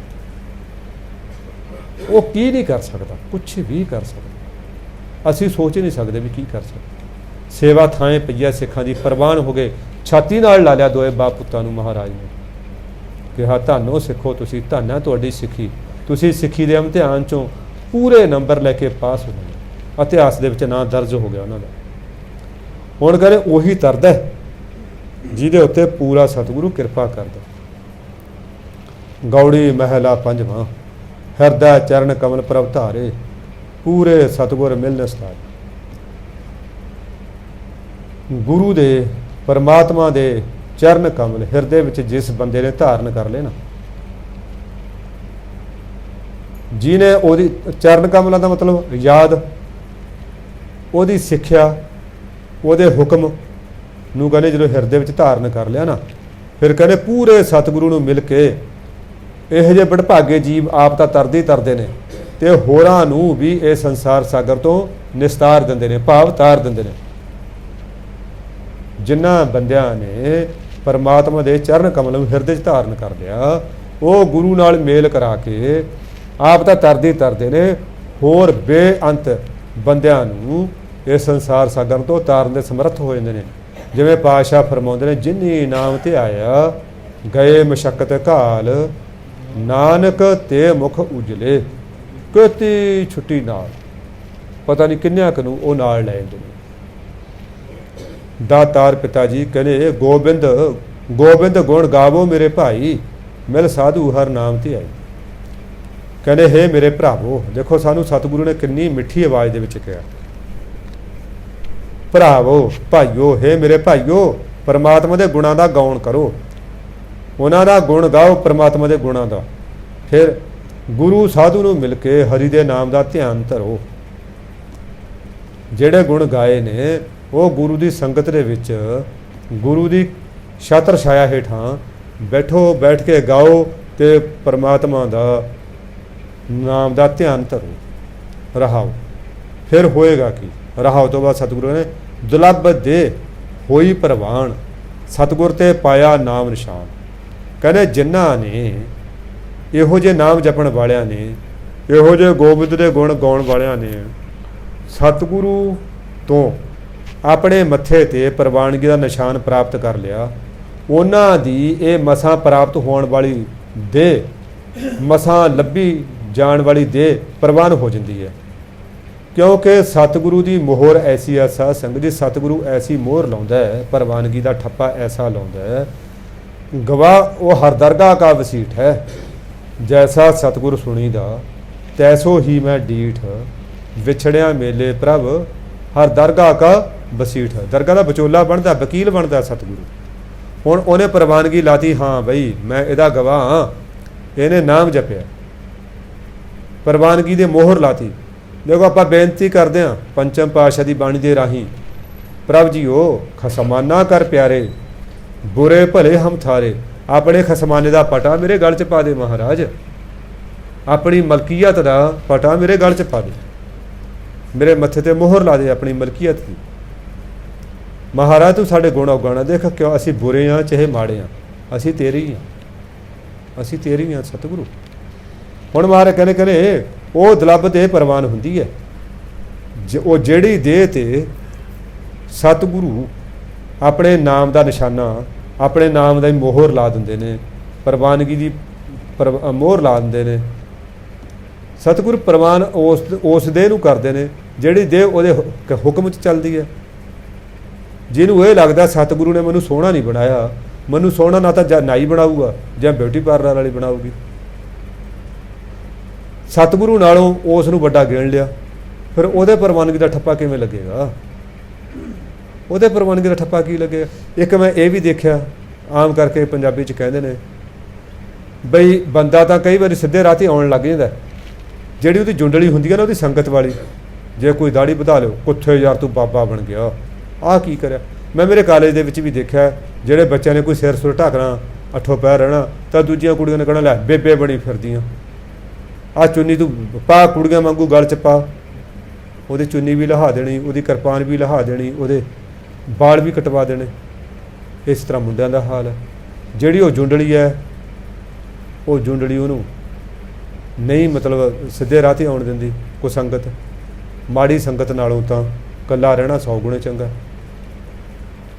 इंग्लैंड दे विच एक अपने पंजाब दा मुंडा गया, बड़ा सोहना सुनक्खा सी, गुरसिख सी, पूर्ण स्वरूप सी, सतगुरु दा नाम जपण वाली रूह सी।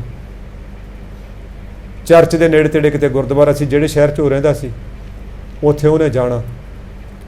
एक वो इंग्लैंड दी जिहड़ी गोरी लड़की सी, अंग्रेज़ां दी कुड़ी, ਉਹ ਉਹਨੂੰ ਕਹਿੰਦੀ ਆ ਵੀ ਮਿਸਟਰ ਸਿੰਘ ਵੀ ਤੁਸੀਂ ਬਹੁਤ ਸੋਹਣੇ ਹੋ, ਬਹੁਤ ਸੁੰਦਰ ਹੋ, ਮੈਨੂੰ ਤੁਸੀਂ ਬਹੁਤ ਪਸੰਦ ਹੋ। ਹੁਣ ਆਪਣੇ ਪੰਜਾਬੀਆਂ ਦੇ ਵਿੱਚ ਇੱਕ ਬੜਾ ਭੈੜ ਹੁੰਦਾ, ਉਹਨੂੰ ਲੱਗਿਆ ਵੀ ਪਤਾ ਨਹੀਂ ਮੈਂ ਬੀਬੀ ਨਾਲ ਮੇਰੀ ਮੈਰਿਜ ਹੋ ਜੂਗੀ, ਮੈਂ ਪੱਕਾ ਹੋ ਜੂੰਗਾ, ਮੈਂ ਇਹਨੂੰ ਖੁਸ਼ ਕਰ ਲਾਂ। ਉਹਨੇ ਜਾ ਕੇ ਗਿਆ ਤੇ ਆਪਣਾ ਕਲੀਨ ਸ਼ੇਵਨ ਹੋ ਗਿਆ। ਕਲੀਨ ਸ਼ੇਵ ਹੋ ਕੇ ਜਦੋਂ ਦੂਜੇ ਦਿਨ ਮਿਲਿਆ, ਉਹਨੂੰ ਕਿਹਾ कि भी हाँ मैं तू मैनू प्यार करदी है, पसंद करदी है, मैं तैनू पसंद करदा। उन्हें वट के मूँह ते थप्पड़ मारिया घका के, कहनी तेरे इस स्वरूप दे विचों मैनू मेरे हजरत ईसा दिखाई दिंदे सी, जिहड़ा तू अपने गुरु दा नहीं बने, मेरा की सुआह बनेगा तू?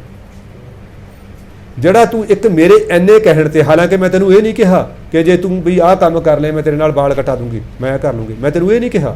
मैं तेनू ये कह के तू मैनू सुंदर लगदा, बहुत अच्छा लगदा, तू मेरी इन्नी गल कहण ते तू अपने गुरु नूं पिठ दे आया, तू मेरे नाल की साथ निभाएगा? साध संगत जी गल बिल्कुल सच्ची है। जिहड़ा अपने गुरु दा नहीं बनिया, जिन्हें यह मनुखा जन्म दिता है, जिन्हें अच्छे माँ बाप दिते ने, जिन्हें अच्छी कुल च जन्म दिता है, जिन्हें अच्छा रोजगार दिता है, कोई नौकरी दी है, जिन्हें सुंदर शरीर दिता है, जिहड़ा उहदा नहीं बनिया, वो होर किसी दा की बनूगा? होर किसी दा की बनू? चलो खैर, महाराज जी ये कह रहे हैं, कहने फिर एक सतगुरु ਉਹਦੇ ਆਪਣੇ नाम का निशान ला आंदा, वो देह प्रवान हो जाती है। हर सिमरत पूर्ण पद पाया, साध संग भै भरम मटाया। हरि का सिमरन करदे कहने पूर्ण पद, जिन्हों खालसा पद कहने, जिन्हों आप ब्रह्म ज्ञान कहने, जिन्हों आप तुरगा अवस्था कहने, जिन्हों आप जड़ा है चौथा पद कहने, वो पूर्ण पद। क्योंकि 3 पद माया दे ने, 3 गुण माया दे ने, रजो सतो तमो। ये तो अगला पद परमात्मा दा। महाराज जी कहने हरि का सिमरन करद्या करद्या कहने पूर्ण पद प्राप्त हो जाएगा। साध संग भै भरम मिटाया। साधु की संगत, गुरु की संगत राही ये डर अते भरम बंदा मिटा दिंदा, खत्म कर दिंदा। जिहड़ा सच्चे दिलों प्रेम दे नाल निमरता दे नाल गुरु की संगत करदा, साध संगत जी उस नूं सारियां प्राप्तियां हो जांदियां ने। जिहड़ा लोक दिखावे वजों करदा जां उत्थे कोई संसारक इच्छा, चाहे यह हुंदा चल गुरुद्वारे दे प्रधान बनदे आ जी, उत्थे वधिया फंड खावांगे, ऐ करांगे, वाह करांगे, इदां दीयां वरतियां वाले भी बनदे ने। आ साडे पिंड बणिया प्रधान कोई, वो करे 300 बिस्तरा ते मंजे जिहड़े इकट्ठे होए सी वो सारी बेचते। क्या कमाल है। वो कईयां ने कहा करे यार जे इत्थे वाधू हो गए, थोड़े तो सांभे नहीं जाते, तुसीं हजूर साहब, पटना साहब, अंमृतसर दरबार साहब, श्री आनंदपुर साहब उत्थे दे आओ, उत्थे संगतां आउंदियां ने, बहुत गिणती च लोड़ पैंदी है। जे तुसीं नहीं रहिंदे, एडी खिचल नहीं कर सकदे तो गरीबां नूं वंड दो ना, वो सारे बेचते, बोली लाती, बोली ला के बेचते। कई इहो जी वरती दे भी बनते हैं। आ हुण जिहड़े आ कमेटियां दे प्रधान बनते हैं शराबां वरता के, वो इसे कारण ही बनते हैं कि गुरु की गोलक का पैसा छकांगे। फिर साध संगत जी इहो जी संगत करन वालियां नूं कोई कुछ नहीं प्राप्त हुंदा। वो तो जिहड़ा भै भावनी दे नाल गुरु की संगत करदा ना। अच्छा फिर प्रधान पता की कहणगे, कहंदे जी असीं गुरुद्वारे दा बड़ा सुधार करता। लै दस भी गुरुद्वारे ने तैनूं सुधारना सी कि तूं गुरुद्वारे नूं सुधारना सी? गुरुद्वारे ने तैनूं सुधारना सी, तू गुरुद्वारे नूं की सुधारेगा? गुरुद्वारा तो पहले ही सुधरिया है, सगों तेरे आउण नाल उत्थे गंद पै गया। फिर प्रधान घरे चाहे चले चाहे ना चले, भाई जी नूं मुर्गे वांगू ढा लैंदे ने। आ ऐ नहीं करिया, जंगला पीला होया पिया, ਉਹ ਭਲਿਆ ਮਾਨਸਾ ਤੂੰ ਪੀਲਾ ਹੋਇਆ ਪਿਆ, ਤੂੰ ਇਹਨੂੰ ਮਾਂਜ ਦੇ, ਤੂੰ ਇਹ ਤੇ ਬਰਾਸੋ ਫੇਰ ਦੇ, ਤੂੰ ਵੀ ਤਾਂ ਪ੍ਰਧਾਨ ਹੈ, ਤੂੰ ਸੇਵਾ ਖੱਟ, ਤੂੰ ਤਾਂ ਮੁੱਖ ਸੇਵਾਦਾਰ ਹੈ, ਇਹ ਜਾਲੇ ਲਾਓ, ਇਹ ਸੇਵਾ ਤੈਨੂੰ ਕਰਨੀ ਚਾਹੀਦੀ ਆ, ਤੈਨੂੰ ਦੇਖ ਕੇ ਹੋਰ ਸੰਗਤਾਂ ਲੱਗਣਗੀਆਂ।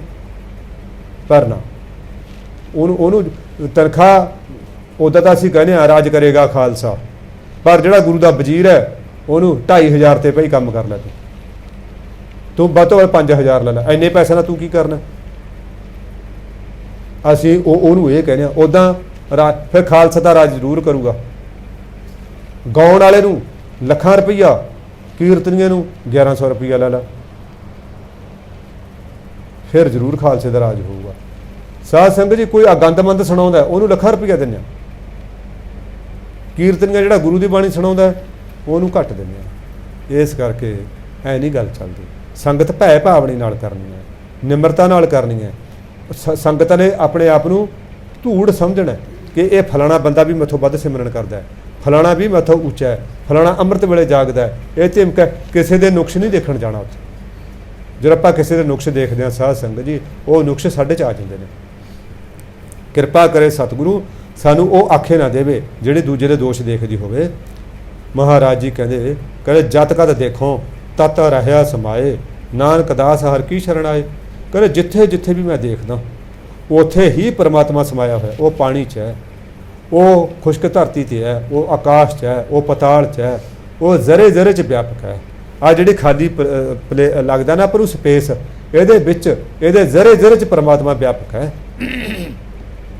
ਸਾਡੇ ਸਰੀਰ ਦੇ ਰੋਮ ਰੋਮ ਦੇ ਵਿੱਚ ਆ ਉਹ, ਕੱਲੇ ਕੱਲੇ ਵਾਲ ਦੇ ਵਿੱਚ ਉਹਦੀ ਪ੍ਰਭੂ ਸਤਾ ਜਿਹੜੀ ਹੈ ਉਹ ਚੱਲ ਰਹੀ ਹੈ। ਤਾਂ ਇਹ ਸਾਡੇ ਕੇਸ ਵੱਧ ਰਹੇ ਨੇ ਨਾ।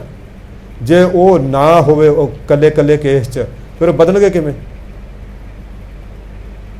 ਸਾਧ ਸੰਗਤ ਸਾਡੀਆਂ ਹੱਡੀਆਂ 'ਚ, ਸਾਡੀਆਂ ਮਾਸਪੇਸ਼ੀਆਂ 'ਚ, ਸਾਡੀਆਂ ਨਾੜਾਂ 'ਚ ਉਹ ਹੀ ਵਰਤ ਰਿਹਾ, ਤਾਂ ਇਹ ਸਾਡਾ ਦਿਲ ਚੱਲ ਰਿਹਾ ਬਿਨਾਂ ਸੈੱਲਾਂ ਤੋਂ, ਬਿਨਾਂ ਬੈਟਰੀ ਤੋਂ, ਬਿਨਾਂ ਕਿਸੇ ਹੋਰ ਕਰੰਟ ਤੋਂ। ਜਿੱਦਣ ਅਸੀਂ ਜੰਮਿਆ ਲਗਾਤਾਰ ਚੱਲ ਰਿਹਾ, ਇੱਕ ਸੈਕਿੰਡ ਵੀ ਉਹ ਰੁਕਿਆ ਨਹੀਂ। ਆਹ ਬਿਜਲੀ ਦਾ ਪੱਖਾ ਬਣਾਇਆ ਨਾ ਆਪਾਂ ਨੇ 3-4 ਹਜ਼ਾਰ ਰੁਪਈਏ ਤੇ ਲਾਇਆ, ਇਹਨੂੰ ਜੇ ਆਪਾਂ ਕਿਤੇ 24-25 ਘੰਟੇ ਚਲਾ ਜਾਈਏ, ਇਹ ਮਤਲਬ ਜਿਹੜਾ ਓਵਰ ਹੀਟ ਹੋ ਕੇ ਕਈ ਵਾਰੀ ਇਹਨੂੰ ਅੱਗ ਲੱਗ ਜਾਂਦੀ ਹੈ। ਪਰ ਇਹ ਦਿਲ ਸਾਡਾ ਉਦੋਂ ਤੋਂ ਚੱਲ ਰਿਹਾ, ਇਹ ਸਾਡੇ ਕੰਨ ਉਦੋਂ ਤੋਂ ਸੁਣ ਰਹੇ ਨੇ, ਸਾਡੇ ਫੇਫੜੇ ਉਦੋਂ ਤੋਂ ਹੀ ਕੰਮ ਵਰਕ ਕਰ ਰਹੇ ਨੇ, ਸਾਡੀਆਂ ਨਾਸਾਂ ਦੇ ਰਾਹੀਂ ਉਦੋਂ ਦੀ ਸਾਹ ਚੱਲ ਰਿਹਾ, ਸਾਡੀਆਂ ਨਾੜਾਂ ਰਗਾਂ ਦੇ ਵਿੱਚ ਉਦੋਂ ਦੀ ਇੰਨੇ ਪ੍ਰੈਸ਼ਰ ਨਾਲ। ਆਪਾਂ ਰਬੜ ਦੀ ਪਾਈਪ ਲੈ ਲਈਏ ਨਾ, ਉਹਦੇ ਵਿੱਚ ਕਿਤੇ ਕੁਛ ਘੰਟੇ ਪ੍ਰੈਸ਼ਰ ਵੱਧ ਫਾਲਤੂ ਰੱਖ ਲਈਏ, ਉਹ ਸ਼ਾਇਦ ਫੁੱਲ ਜੇ, ਪਾਈਪ ਫੁੱਲ ਜਾਂਦੀ ਹੈ। ਪਰ ਸਾਡੀਆਂ ਨਾੜਾਂ ਦੇ ਵਿੱਚ ਇੰਨਾ ਪ੍ਰੈਸ਼ਰ ਆ ਸਾਧ ਸੰਗਤ ਜੀ। ਮੈਂ ਇੱਥੇ ਉਸ ਵਾਰ ਸੀ ਹਸਪਤਾਲ 'ਚ ਇੱਕ ਵਾਰੀ ਗਿਆ, ਤੇ ਉਹ ਬੀਬੀ ਨੂੰ ਕੈਂਸਰ ਸੀ, ਉਹਦੀ ਲੱਤ ਨਾ ਇੱਥੋਂ ਵੱਢੀ ਹੋਈ ਸੀ ਜੜ 'ਚੋਂ। ਉਹ ਕੁਦਰਤੀ ਉਹ ਜਿਹੜਾ ਆਪਰੇਸ਼ਨ ਸੀ ਨਾ, ਉਹ ਪਤਾ ਨਹੀਂ ਕੀ ਲੱਗੇ ਕਾਰਨ ਉਹ ਜਿਹੜਾ ਹੈ ਆਪਰੇਸ਼ਨ ਖੁੱਲ੍ਹ ਗਿਆ। ਤੁਸੀਂ ਯਕੀਨ ਮੰਨੋ ਛੱਤ ਤੱਕ ਗਿਆ ਪ੍ਰੈਸ਼ਰ ਖੂਨ ਦਾ, ਛੱਤ 'ਤੇ ਮਾਰੇ ਛਿੱਟੇ। ਇੰਨਾ ਪ੍ਰੈਸ਼ਰ ਆ, ਸਾਡਾ ਦਿਲ ਇੰਨੇ ਪ੍ਰੈਸ਼ਰ ਨਾਲ, ਸਾਡੇ ਦਿਮਾਗ ਦੀਆਂ ਬਰੀਕ ਬਰੀਕ ਨਾੜੀਆਂ ਵਿੱਚ ਉਹ ਇੰਨੇ ਪ੍ਰੈਸ਼ਰ ਨਾਲ ਖੂਨ ਪਹੁੰਚਾਉਂਦਾ। ਉਹ ਜੇ ਉਹਦਾ ਪ੍ਰੈਸ਼ਰ ਲੋ ਹੋ ਜਾਣਾ, ਆਪਾਂ ਕਹਿੰਦੇ BP ਲੋ ਹੋ ਗਿਆ, ਤੇ ਆਪਾਂ ਨੂੰ ਸੁਸਤੀ ਪੈਣ ਲੱਗ ਜਾਂਦੀ ਹੈ, ਕਿਉਂਕਿ ਸਾਡੀਆਂ ਉਹ ਨਾੜਾਂ ਦੇ ਵਿੱਚ ਖੂਨ ਪੂਰੀ ਤਰ੍ਹਾਂ ਨਹੀਂ ਜਾਂਦਾ। ਉਹ ਉਦੋਂ ਤੋਂ ਚੱਲ ਰਿਹਾ ਕਿਉਂਕਿ ਉਹ ਸਾਡੇ ਹਰੇਕ ਥਾਂ ਦੇ ਉੱਤੇ ਵਸ ਰਿਹਾ, ਉਹ ਸਾਨੂੰ ਚਲਾ ਰਿਹਾ, ਉਹਦੀ ਪ੍ਰਭੂ ਸਤਾ ਸਾਡੇ ਅੰਦਰ ਜਿਹੜੀ ਹੈ ਵਰਤ ਰਹੀ ਹੈ। ਗਰੀਬ ਨਵਾਜ਼ ਕਹਿੰਦੇ ਜਿੱਥੇ ਦੇਖਦਾ ਉੱਥੇ ਹੀ ਆ ਉਹ, ਮਾਂ ਦੇ ਵਿੱਚ ਹੈ, ਬਾਪ ਦੇ ਵਿੱਚ ਹੈ, ਮਿੱਤਰ 'ਚ ਹੈ, ਦੁਸ਼ਮਣ 'ਚ ਹੈ, ਆਪਣੇ 'ਚ ਹੈ, ਬਗਾਨੇ 'ਚ ਹੈ, ਅਮੀਰ 'ਚ, ਗਰੀਬ 'ਚ, ਸਾਰਿਆਂ ਥਾਵਾਂ 'ਤੇ ਉਹੀ ਹੈ। ਨਾਨਕ ਦਾਸ ਹਰ ਕੀ ਸ਼ਰਨ ਆਏ। ਇਸ ਕਰਕੇ ਨਾਨਕ ਦਾਸ ਹਰੀ ਦੀ ਸ਼ਰਨ 'ਚ ਹੈ। ਪਰਮਾਤਮਾ ਜਦੋਂ ਸਾਰੀਆਂ ਥਾਵਾਂ ਦੇ ਉੱਤੇ ਤੂੰ ਹੈ, ਮੈਂ ਤੇਥੋਂ ਬੇਮੁਖ ਕਿਉਂ ਹੋਵਾਂ, ਮੇਰੇ 'ਤੇ ਕਿਰਪਾ ਕਰ, ਮੈਂ ਤੇਰੀ ਸ਼ਰਨ 'ਚ ਮੈਨੂੰ ਰੱਖ, ਕਿਰਪਾ ਕਰ। ਗੌੜੀ ਮਹਿਲਾ ਪੰਜਵਾਂ। ਗੁਰ ਜੀ ਕੇ ਦਰਸ਼ਨ ਕਉ ਬਲ ਜਾऊं, ਜਪ ਜਪ ਜੀਵਾਂ ਸਤਿਗੁਰ ਨਾਮ। ਗੁਰੂ ਦੇ ਦਰਸ਼ਨਾਂ ਤੋਂ ਕਹਿੰਦਾ ਮੈਂ ਬਲਿਹਾਰ ਜਾਣਾ, ਸਦਕੇ ਜਾਣਾ, ਘੋਲ ਕਮਾਉਣਾ, ਖੰਨੀਏ ਵੰਝਤਾ। ਕਿਉਂ? ਕਿਉਂਕਿ ਸਾਧ ਸੰਗਤ ਜੀ ਗੁਰੂ ਦੇ ਦਰਸ਼ਨ 'ਚ ਇੰਨੀਆਂ ਕੁ ਬਰਕਤਾਂ ਨੇ, ਇੰਨੀਆਂ ਕੁ ਬਰਕਤਾਂ ਨੇ, ਕਹਿਣ ਕਥਨ ਤੋਂ ਬਾਹਰ ਨੇ। ਇੱਕ ਵਾਰੀ ਮਹਾਰਾਜਾ ਰਣਜੀਤ ਸਿੰਘ ਨੇ ਢੰਡੋਰਾ ਪਟਾਇਆ ਆਪਣੇ ਸ਼ਹਿਰ 'ਚ ਦੂਰ ਦਰਾਡੇ ਤੱਕ, ਕਿ ਵੀ ਉਹ ਸਿੰਘ ਕੋਈ ਹੈ ਜਿਹਨੇ ਗੁਰੂ ਗੋਬਿੰਦ ਸਿੰਘ ਮਹਾਰਾਜ ਦੇ ਦਿਦਾਰੇ ਕੀਤੇ ਹੋਣ, ਕੋਈ ਹੈ ਐਸਾ ਸਿੰਘ? ਸਾਧ ਸੰਗਤ ਜੀ ਇੱਕ ਨਿਹੰਗ ਸਿੰਘ ਸੀ ਜਿਹਦੀ ਉਮਰ 100 ਸਾਲ ਤੋਂ ਵੀ ਉੱਪਰ ਸੀ, ਬੜਾ ਬਜ਼ੁਰਗ ਸਰੀਰ ਸੀ। ਉਹ ਢੰਡੋਰਾ ਪਿੱਟਣ ਵਾਲੇ ਨੂੰ ਉਹਨੇ ਕਿਹਾ ਕਿ ਭਾਈ ਮਹਾਰਾਜ ਨੂੰ ਕਹੋ, ਰਣਜੀਤ ਸਿੰਘ ਨੂੰ ਕਹੋ ਕਿ ਬਈ ਉੱਥੇ ਬਈ ਮੈਂ ਦਦਾਰੇ ਕੀਤੇ ਨੇ। ਜਦੋਂ ਉਹ ਮਰਿਆਦੀ ਕਰਨ ਵਾਲੇ ਨੇ, ਐਡਵਰਟਾਈਜ਼ਰ ਨੇ ਮਹਾਰਾਜਾ ਰਣਜੀਤ ਸਿੰਘ ਨੂੰ ਦੱਸਿਆ, ਸ਼ੇਰੇ ਪੰਜਾਬ ਨੂੰ, ਕਿ ਜੀ ਉਹ ਫਲਾਣੇ ਪਿੰਡ ਦੇ ਵਿੱਚ ਇੱਕ ਨਿਹੰਗ ਸਿੰਘ ਹੈ, ਉਮਰ ਬਹੁਤ ਵੱਡੀ ਹੈ, ਤੁਰਿਆ ਜ਼ਿਆਦਾ ਜਾਂਦਾ ਨਹੀਂ ਹੈਗਾ, ਅਤੇ ਉਸ ਨੇ ਦਦਾਰੇ ਕੀਤੇ ਨੇ ਕਲਗੀਆਂ ਵਾਲੇ ਦੇ ਆਪਣੀਆਂ ਅੱਖਾਂ ਨਾਲ। ਕਹਿੰਦੇ ਮਹਾਰਾਜਾ ਰਣਜੀਤ ਸਿੰਘ ਨੇ ਸੋਨੇ ਦੀ ਪਾਲਕੀ ਉਸ ਨਿਹੰਗ ਸਿੰਘ ਨੂੰ ਲੈ ਕੇ ਆਉਣ ਵਾਸਤੇ ਭੇਜੀ। ਜਦੋਂ ਪਾਲਕੀ ਆਈ, ਮਹਾਰਾਜਾ ਰਣਜੀਤ ਸਿੰਘ ਨੇ ਆਪਣੇ ਸਿੰਘਾਸਣ ਤੋਂ, ਸੋਨੇ ਦੀ ਕੁਰਸੀ ਤੋਂ ਉਤਰ ਕੇ ਆਪ ਹੇਠਾਂ ਬੈਠ ਗਿਆ, ਉਸ ਨਿਹੰਗ ਸਿੰਘ ਨੂੰ ਉਸ 'ਤੇ ਬਿਠਾਤਾ, ਚਰਨ ਪਰਸੇ, ਬੇਨਤੀਆਂ ਕਰਦਾ, ਗੁਰੂ ਖਾਲਸਾ ਜੀਓ ਦੱਸੋ ਮੇਰੇ ਸਤਿਗੁਰੂ ਦਾ ਦਿਦਾਰੇ ਕਿਹੋ ਜਿਹੇ ਸੀ, ਚਿਹਰਾ ਕਿਹੋ ਜਿਹਾ ਸੀ। ਨਿਹੰਗ ਸਿੰਘ ਬੋਲਣ ਦਾ ਯਤਨ ਕਰਦਾ ਪਰ ਬੋਲ ਨਹੀਂ ਪਾ ਰਿਹਾ। ਉਹ ਜਦੋਂ ਦੂਜੀ ਤੀਜੀ ਵਾਰ ਬੇਨਤੀ ਕੀਤੀ, ਕਹਿੰਦੇ ਖਾਲਸਾ ਜੀਓ ਜਰਾ ਦੱਸੋ, ਮੇਰਾ ਮਨ ਬੜਾ ਇੰਤਜ਼ਾਰ 'ਚ ਹੈ, ਬੇਕਰਾਰ ਹੈ ਮੇਰਾ ਮਨ ਤੁਹਾਡੇ ਤੋਂ ਇਹ ਸੁਣਨ ਵਾਸਤੇ ਕਿ ਮੇਰੇ ਕਲਗੀਆਂ ਵਾਲੇ ਦੇ ਦਿਦਾਰੇ ਕਿਹੋ ਜਿਹੇ ਸੀ। ਉਹਨਾਂ ਨੇ ਪੂਰਾ ਯਤਨ ਇਕੱਠਾ ਕਰਕੇ, ਪੂਰਾ ਜ਼ੋਰ ਇਕੱਠਾ ਕਰਕੇ ਨਿਹੰਗ ਸਿੰਘ ਬੋਲੇ ਨੇ, ਸ਼ੇਰੇ ਪੰਜਾਬ ਮੈਂ ਕੋਸ਼ਿਸ਼ ਤਾਂ ਕਰ ਰਿਹਾ ਤੁਹਾਡੇ ਪਹਿਲੀ ਵਾਰ ਕਹਿਣ ਤੋਂ ਹੀ, ਪਰ ਮੈਂ ਦੱਸ ਨਹੀਂ ਸਕਦਾ ਉਹਨਾਂ ਦਾ ਦਿਦਾਰਾ ਕਿਹੋ ਜਿਹਾ ਸੀ। ਉਹ ਮੈਂ ਕਿਹਦੇ ਵਰਗਾ ਦੱਸਾਂ? ਮੈਂ ਸੋਚ ਰਿਹਾ ਵੀ ਮੈਂ ਕਿਹਦੇ ਵਰਗਾ ਕਹਾਂ, ਚੰਦਰਮਾ ਵਰਗਾ ਕਹਾਂ? ਨਹੀਂ, ਕਰੋੜਾਂ ਚੰਦਰਮਾ ਨੂੰ ਇਕੱਠੇ ਕਰ ਦਈਏ ਤਾਂ ਮੇਰੇ ਸਤਿਗੁਰੂ ਦਾ ਜਿਹੜਾ ਹੁਸਨ ਜਮਾਲ ਸੀ ਨਾ, ਉਹ ਤੋਂ ਵੀ ਕਿਤੇ ਸੁੰਦਰ ਹੈ। ਮੈਂ ਕੀ ਕਹਾਂ, ਸੂਰਜ ਵਰਗਾ? ਨਹੀਂ, ਸ਼ੇਰੇ ਪੰਜਾਬ ਬੇਅੰਤ ਸੂਰਜਾਂ ਨੂੰ ਇਕੱਠੇ ਕਰ ਦਈਏ, ਮੇਰੇ ਸਤਿਗੁਰੂ ਦਾ ਜਾਹੋ ਜਲਾਲ ਉਦੋਂ ਵੀ ਤੇਜ ਹੈ। ਉਹ ਤਾਂ ਅਰਬਾਂ ਖਰਬਾਂ ਬੇਅੰਤ ਸੂਰਜਾਂ ਨੂੰ ਇਹ ਤਪਸ਼ ਦੇਣ ਵਾਲਾ ਹੈ, ਪ੍ਰਕਾਸ਼ ਦੇਣ ਵਾਲਾ ਹੈ, ਜਾਹੋ ਜਲਾਲ ਦੇਣ ਵਾਲਾ ਹੈ। ਉਹ ਕਹਿੰਦੇ ਖਾਲਸਾ ਜੀਓ ਫਿਰ ਕਿਰਪਾ ਕਰੋ, ਜੇ ਤੁਸੀਂ ਦਿਦਾਰੇ ਨਹੀਂ ਦੱਸ ਸਕਦੇ, ਤੁਸੀਂ ਕੋਈ ਥੋੜ੍ਹੀ ਜਿਹੀ ਆਪਣੀ ਹੱਡ ਬੀਤੀ ਉਹ ਦੱਸ ਦਿਓ।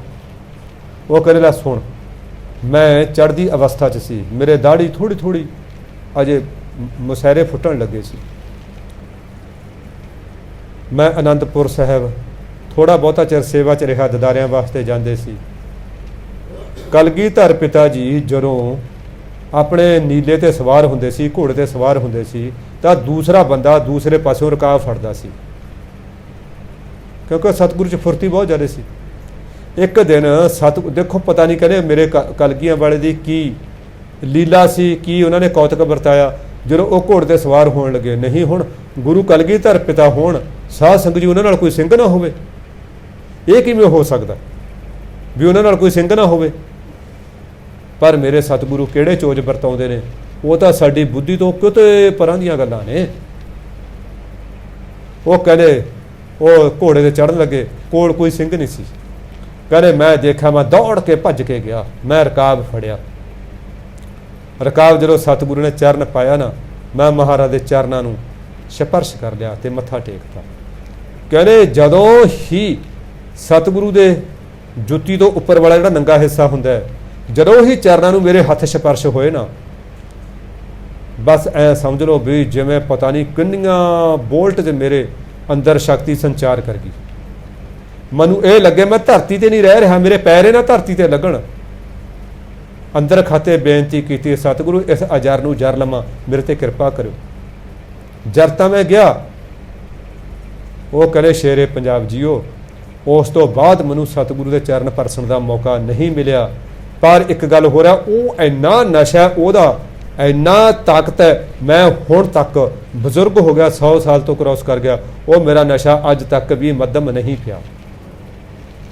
ਕਹਿੰਦੇ ਫਿਰ ਸ਼ੇਰੇ ਪੰਜਾਬ ਕਹਿੰਦੇ ਨੇ, ਕਹਿੰਦੇ ਖਾਲਸਾ ਜੀ ਜਰਾ ਕੁ ਥੋੜ੍ਹਾ ਬਹੁਤਾ ਤਾਂ ਕੋਸ਼ਿਸ਼ ਕਰੋ, ਮੈਨੂੰ ਦੱਸ ਦਿਓ ਮੇਰੇ ਸਤਿਗੁਰੂ ਦਾ ਰੰਗ ਕਿਹੋ ਜਿਹਾ ਸੀ। ਹੁਣ ਉਹ ਦੱਸਦੇ ਨੇ, ਕਹਿੰਦੇ ਸ਼ੇਰੇ ਪੰਜਾਬ ਮੈਂ ਦੱਸ ਤਾਂ ਨਹੀਂ ਸਕਦਾ, ਕਾਹਦੀ ਉਦਾਹਰਣ ਦੇਵਾਂ, ਸਾਰੀਆਂ ਉਦਾਹਰਨਾਂ ਉਹਦੇ ਸਾਹਮਣੇ ਫਿੱਕੀਆਂ ਨੇ, ਅਧੂਰੀਆਂ ਨੇ, ਬੜੀਆਂ ਬੌਣੀਆਂ ਨੇ, ਬੜੀਆਂ ਮੱਧਰੀਆਂ ਨੇ ਉਦਾਹਰਨਾਂ ਸਾਰੀਆਂ ਉਹਦੇ ਸਰੂਪ ਨੂੰ ਬਿਆਨ ਕਰਨ ਲੱਗਿਆ। ਹਾਂ ਇੱਕ ਗੱਲ ਕਰਦਾ ਦੱਸਦਾ ਮੈਂ, ਕਹਿੰਦੇ ਜਿਵੇਂ ਲਾਲ ਤਪਦੇ ਲੋਹੇ ਦੇ ਉੱਤੇ ਕੋਈ ਸੋਨੇ ਦੀ ਡਲੀ ਪਾ ਦੇ ਨਾ, ਜਿਹੜਾ ਰੰਗ ਉਹ ਤੋਂ ਨਿਕਲਦਾ ਉਸ ਤੋਂ ਵੀ ਅਰਬਾਂ ਖਰਬਾਂ ਗੁਣਾ ਸੁੰਦਰ ਮੇਰੇ ਸਤਿਗੁਰੂ ਦਾ ਰੰਗ ਸੀ। ਬਾਕੀ ਨੈਣ ਨਕਸ਼ਾਂ ਦੀ ਗੱਲ ਤਾਂ ਦੱਸ ਹੀ ਨਹੀਂ ਸਕਦੇ।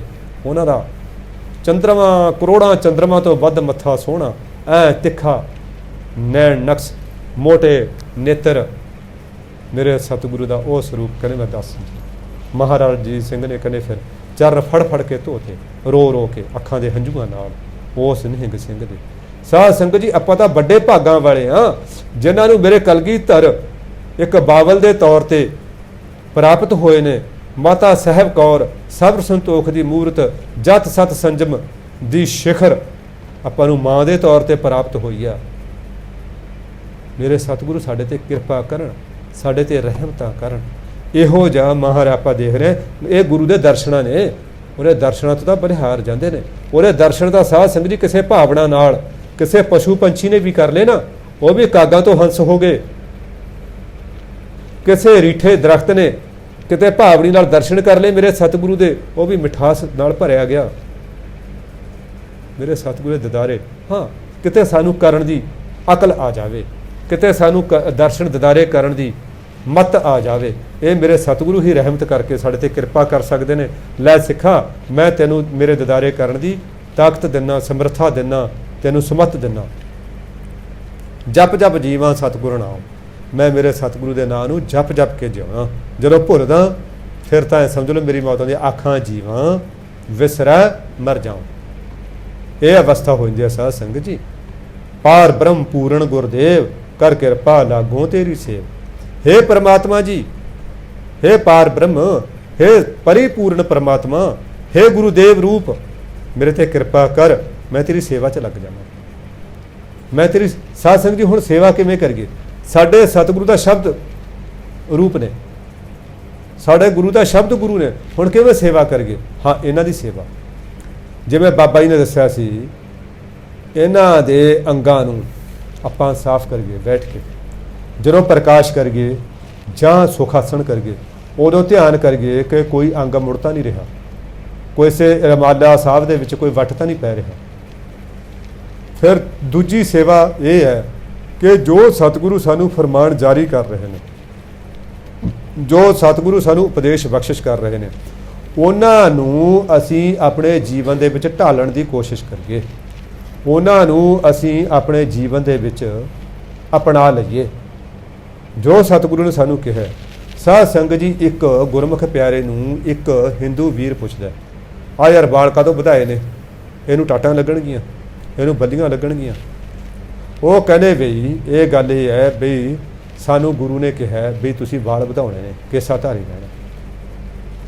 ਬਈ ਕਹਿੰਦੇ ਕਿਉਂ? ਕਹਿੰਦੇ ਉਹਨਾਂ ਦਾ ਹੁਕਮ ਹੈ ਬਈ ਸਾਬਤ ਸੂਰਤ ਦਸਤਾਰ ਸਿਰਾ। ਕਹਿੰਦੇ ਠੀਕ, ਫਿਰ ਤੁਸੀਂ ਨਹੁੰ ਕਿਉਂ ਕੱਟਦੇ ਹੋ ਜੀ? ਜੇ ਤੁਸੀਂ ਵਾਲ ਨਹੀਂ ਕੱਟਦੇ ਨਹੁੰ ਕਿਉਂ ਕੱਟਦੇ ਹੋ? ਦੇਖੋ ਸਾਧ ਸੰਗਤ ਜੀ, ਜਿਹੜਾ ਸਵਾਲ ਕਰਦਾ ਨਾ ਉਹ ਵੀ ਪਤਾ ਨਹੀਂ ਕਿੱਥੇ ਤੱਕ ਉਹਦੀ ਗੱਲ ਕਰਦਾ। ਹਾਂ ਦੇਖੋ, ਅੱਗੋਂ ਉਹ ਵੀ ਗੁਰਸਿੱਖ, ਬੜੀ ਭਾਵਨਾ ਵਾਲਾ, ਬੜੀ ਪਹੁੰਚੀ ਹੋਈ ਰੋਹ ਸੀ। ਉਹ ਕਹਿੰਦਾ ਵੀ ਸਾਡੇ ਗੁਰੂ ਦਾ ਹੁਕਮ ਸਾਨੂੰ ਕੇਸ ਰੱਖਣ ਦਾ, ਸਾਡੇ ਗੁਰੂ ਦਾ ਹੁਕਮ ਸਾਨੂੰ ਨਹੁੰ ਰੱਖਣ ਦਾ ਨਹੀਂ, ਕਿਉਂਕਿ ਸਤਿਗੁਰੂ ਨੂੰ ਪਤਾ ਸੀ ਨਹੁੰ ਰੱਖਣਗੇ। ਮੇਰੇ ਸਿੱਖ ਇਹ ਜੰਗਲਾਂ 'ਚ ਬੈਠਣ ਵਾਲੇ ਨਹੀਂ, ਇਹ ਤਾਂ ਗ੍ਰਸਤੀ ਬੰਦੇ ਨੇ ਨਾ ਕੰਮ ਕਰਨਾ। ਇਹਨਾਂ ਦੇ ਨਹੁੰ 'ਚ ਮਿੱਟੀ ਫਸੂਗੀ, ਮਿੱਟੀ ਦੇ ਵਿੱਚ ਕੀਟਾਣੂ ਵਿਸ਼ਾਣੂ ਜਰਮ ਆਉਣਗੇ, 100 ਬਿਮਾਰੀਆਂ ਲੱਗਣਗੀਆਂ। ਫਿਰ ਨਹੁੰ ਨੇ ਨੱਕ ਦੀ ਸਫਾਈ ਕਰਨੀ ਹੈ, ਨੱਕ ਵੀ ਜ਼ਖਮੀ ਹੋ ਸਕਦਾ। ਆਪਾਂ ਸਫਾਈ ਕਰਦੇ ਹਾਂ ਆਪਣੇ ਕਿਤੇ ਕੋਮਲੰਗਾ ਤੇ ਵੀ ਨਹੁੰ ਲੱਗ ਸਕਦਾ। ਸਤਿਗੁਰੂ ਨੇ ਇਸੇ ਕਿਹਾ ਨਹੁੰ ਨਹੀਂ ਵਧਾਉਣਾ, ਨਹੁੰ ਠੀਕ ਰੱਖਣੇ ਨੇ, ਪਰ ਜਿਹੜੇ ਕੇਸ ਨੇ ਕੇਸਾ ਧਾਰੀ ਬਣ ਕੇ ਰਹਿਣਾ।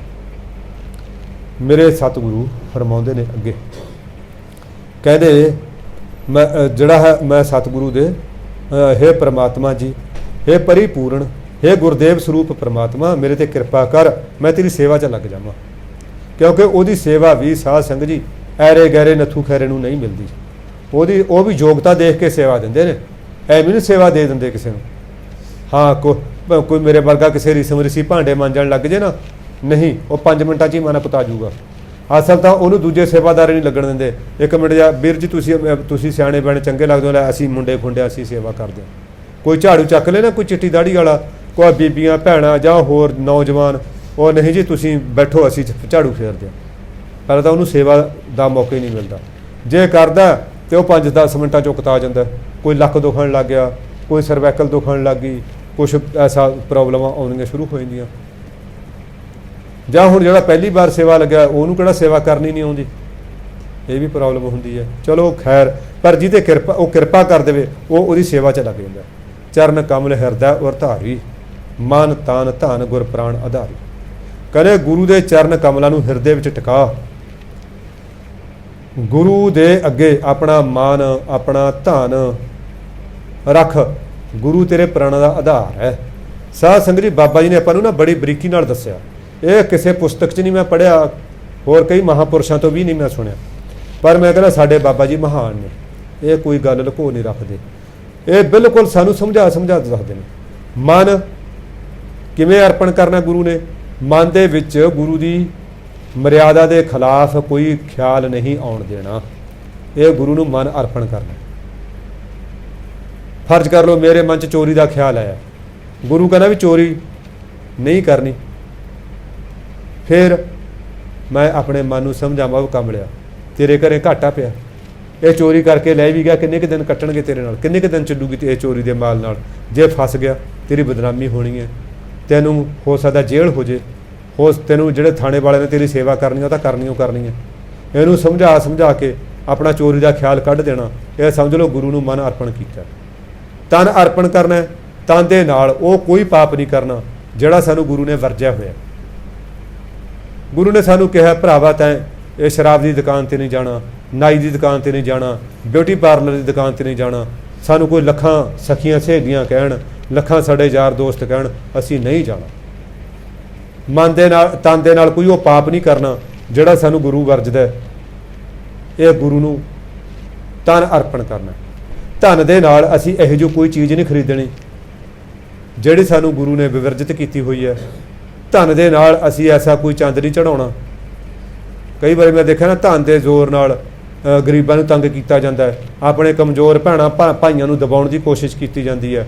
ਧਨ ਦੇ ਜ਼ੋਰ ਨਾਲ ਹੋਰ ਕਈ ਉਪੱਦਰ ਕੀਤੇ ਜਾਂਦੇ ਨੇ, ਪਰ ਕਹਿੰਦੇ ਨਹੀਂ। ਧਨ ਦੇ ਨਾਲ ਕਿਸੇ ਦੀ ਅਜ਼ਮਤ ਖਰੀਦੀ ਜਾਂਦੀ ਹੈ, ਧਨ ਦੇ ਨਾਲ ਕਿਸੇ ਦੇ ਹੱਕ ਦਾ ਇਨਸਾਫ ਖਰੀਦਿਆ ਜਾਂਦਾ ਹੈ, ਕਹਿੰਦੇ ਇਹ ਨਹੀਂ ਖਰੀਦਣਾ।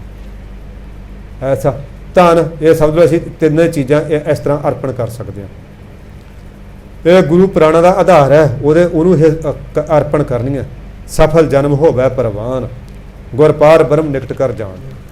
ਕਹਿੰਦੇ ਤੂੰ ਜਿਹੜਾ ਗੁਰੂ ਹੈ, ਪਾਰ ਬ੍ਰਹਮ ਦਾ ਸਰੂਪ ਹੈ ਨਾ ਸਾਧ ਸੰਗਤ ਜੀ, ਜਿਹੜਾ ਗੁਰੂ ਹੈ ਉਹ ਪਰਮਾਤਮਾ ਹੀ ਹੁੰਦਾ।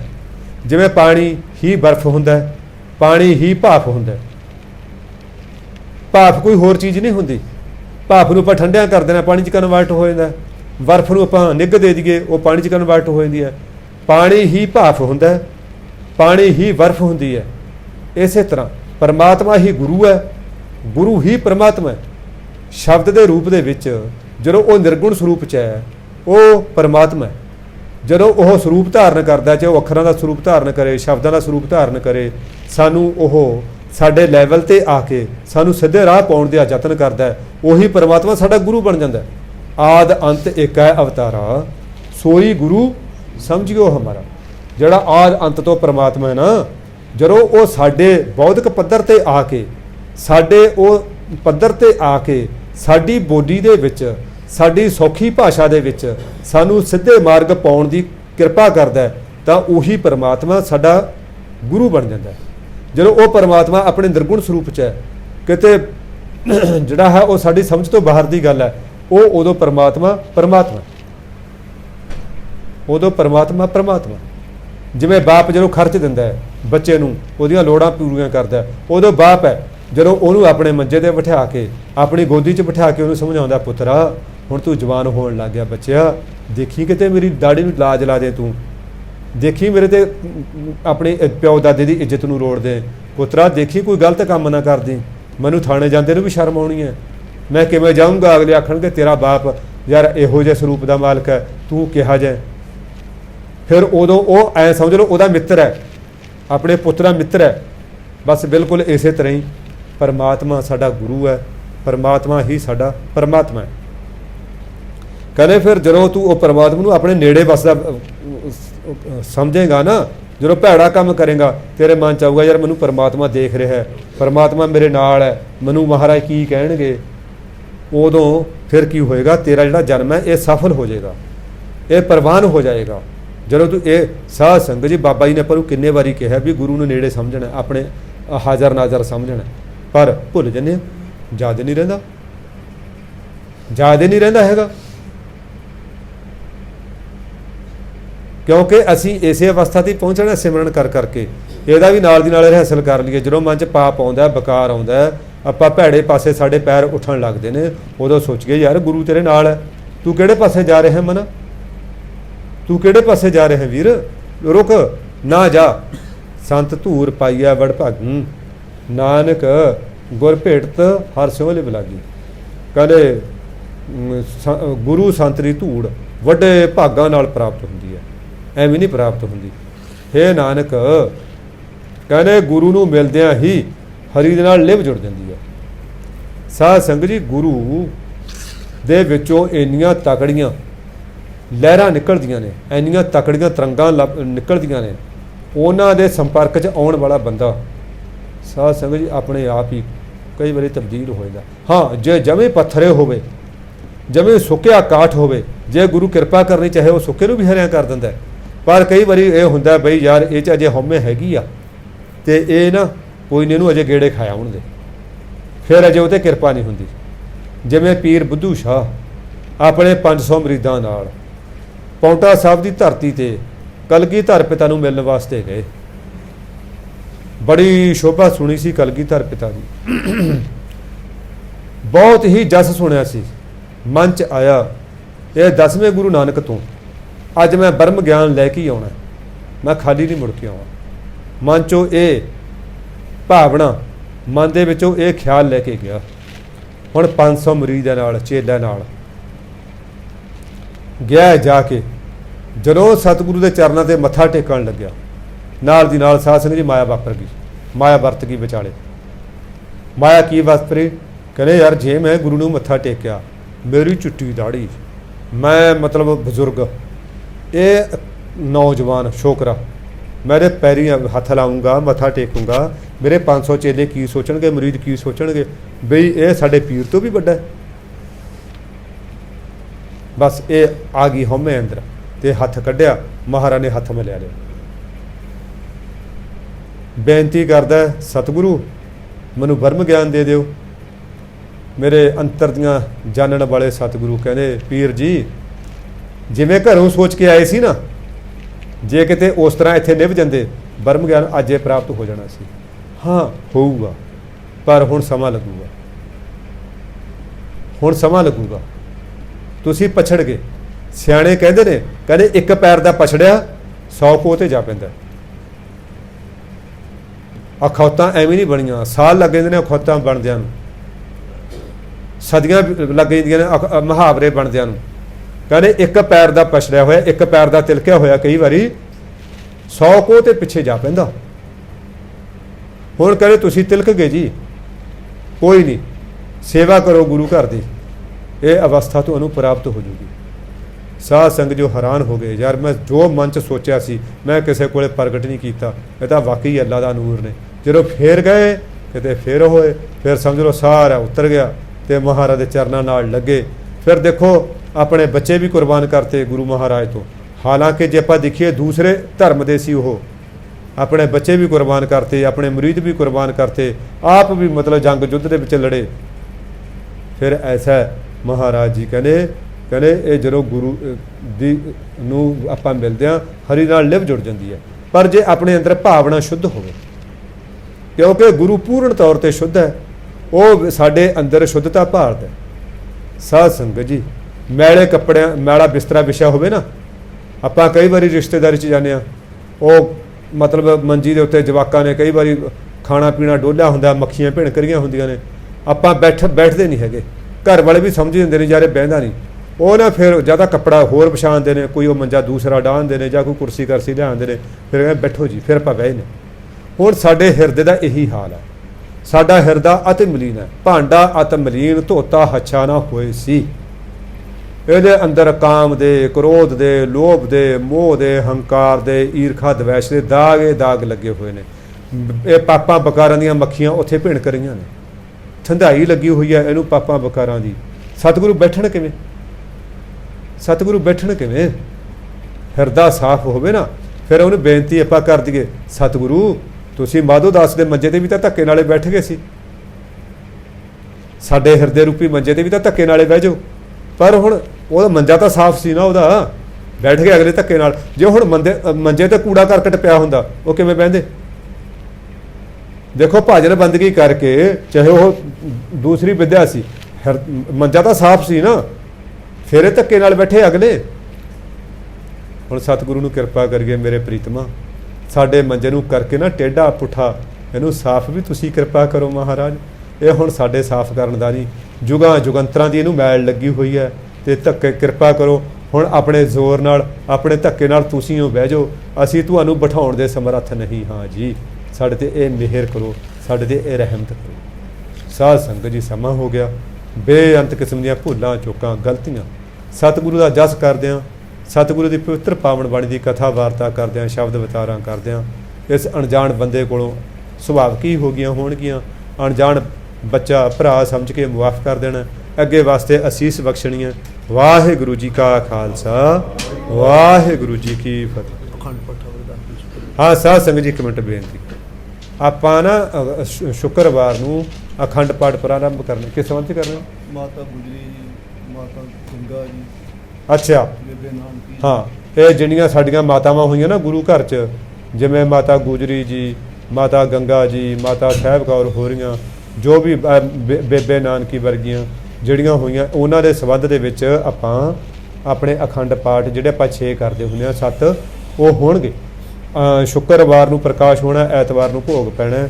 ਆਪ ਜੀ ਸਾਰਿਆਂ ਨੇ ਆਪਣੀਆਂ ਡਿਊਟੀਆਂ ਵੀ ਯਾਦ ਰੱਖਣੀਆਂ ਨੇ, ਅਤੇ ਆਪਣੇ ਜਿਹੜੇ ਨਾਲ ਦੇ ਸੰਗੀ ਸਾਥੀ ਹੋਰ ਨੇ, ਆਂਢੀ ਗੁਆਂਢੀ ਜਿਹੜੇ ਇੱਥੇ ਆਉਂਦੇ ਨੇ, ਉਹਨਾਂ ਨੂੰ ਵੀ ਇਹ ਸੂਚਿਤ ਕਰ ਦੇਣਾ ਕਿ ਭਈ ਆਪਣੀਆਂ ਰੌਲਾਂ ਸਮੇਂ ਸਿਰ ਜਾ ਕੇ ਲਾਉਣੀਆਂ ਨੇ। ਤੇ ਫਿਰ ਐਤਵਾਰ ਨੂੰ ਆਪਾਂ ਨੇ ਸਾਰਾ ਪ੍ਰੋਗਰਾਮ ਬੜੀ ਸ਼ਰਧਾ ਭਾਵਨਾ ਨਾਲ ਅਟੈਂਡ ਕਰਨਾ, ਹਾਜ਼ਰੀਆਂ ਲਾ ਕੇ ਗੁਰੂ ਦੀਆਂ ਘਰ ਦੀਆਂ ਖੁਸ਼ੀਆਂ ਪ੍ਰਾਪਤ ਕਰਨੀਆਂ ਨੇ। ਦੂਸਰੀ ਬੇਨਤੀ ਇਹ ਹੈ ਕਿ ਅੱਜ ਤੋਂ ਆਹ ਸਿਉਣਾ ਪਿੰਡ ਬਾਬਾ ਕਸ਼ਮੀਰਾ ਸਿੰਘ ਜਥੇਦਾਰ ਜੀ ਦੇ ਦੀਵਾਨ ਸ਼ੁਰੂ ਹੋ ਰਹੇ। ਇਹ ਮੇਰਾ ਖਿਆਲ 3 ਜਾਂ 4 ਦੀਵਾਨ ਨੇ, ਹੁਣ ਮੈਨੂੰ ਪਤਾ ਨਹੀਂ ਹੈਗਾ ਕਿੰਨੇ ਨੇ, 5 ਦੀਵਾਨ ਨੇ, ਤੇ ਅੱਜ ਤੋਂ ਸ਼ੁਰੂ ਹੋ ਰਹੇ ਨੇ।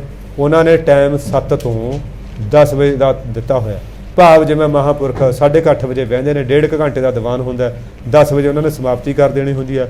ਸੋ ਜਿਹੜੀਆਂ ਸੰਗਤਾਂ ਉੱਧਰ ਨੇੜੇ ਰਹਿੰਦੀਆਂ ਨੇ ਉਹ ਇਸ ਦਾ ਵੀ ਲਾਹਾ ਖੱਟ ਸਕਦੇ ਨੇ, ਤੇ ਜਿਨ੍ਹਾਂ ਕੋਲ ਸਮਾਂ ਹੈਗਾ ਭਾਈ ਉਹਦੇ ਵੀ ਹਾਜ਼ਰੀਆਂ ਭਰ ਕੇ ਗੁਰੂ ਘਰ ਦੀਆਂ ਖੁਸ਼ੀਆਂ ਪ੍ਰਾਪਤ ਕਰਨੀਆਂ ਨੇ। ਵਾਹਿਗੁਰੂ ਜੀ ਕਾ ਖਾਲਸਾ, ਵਾਹਿਗੁਰੂ ਜੀ।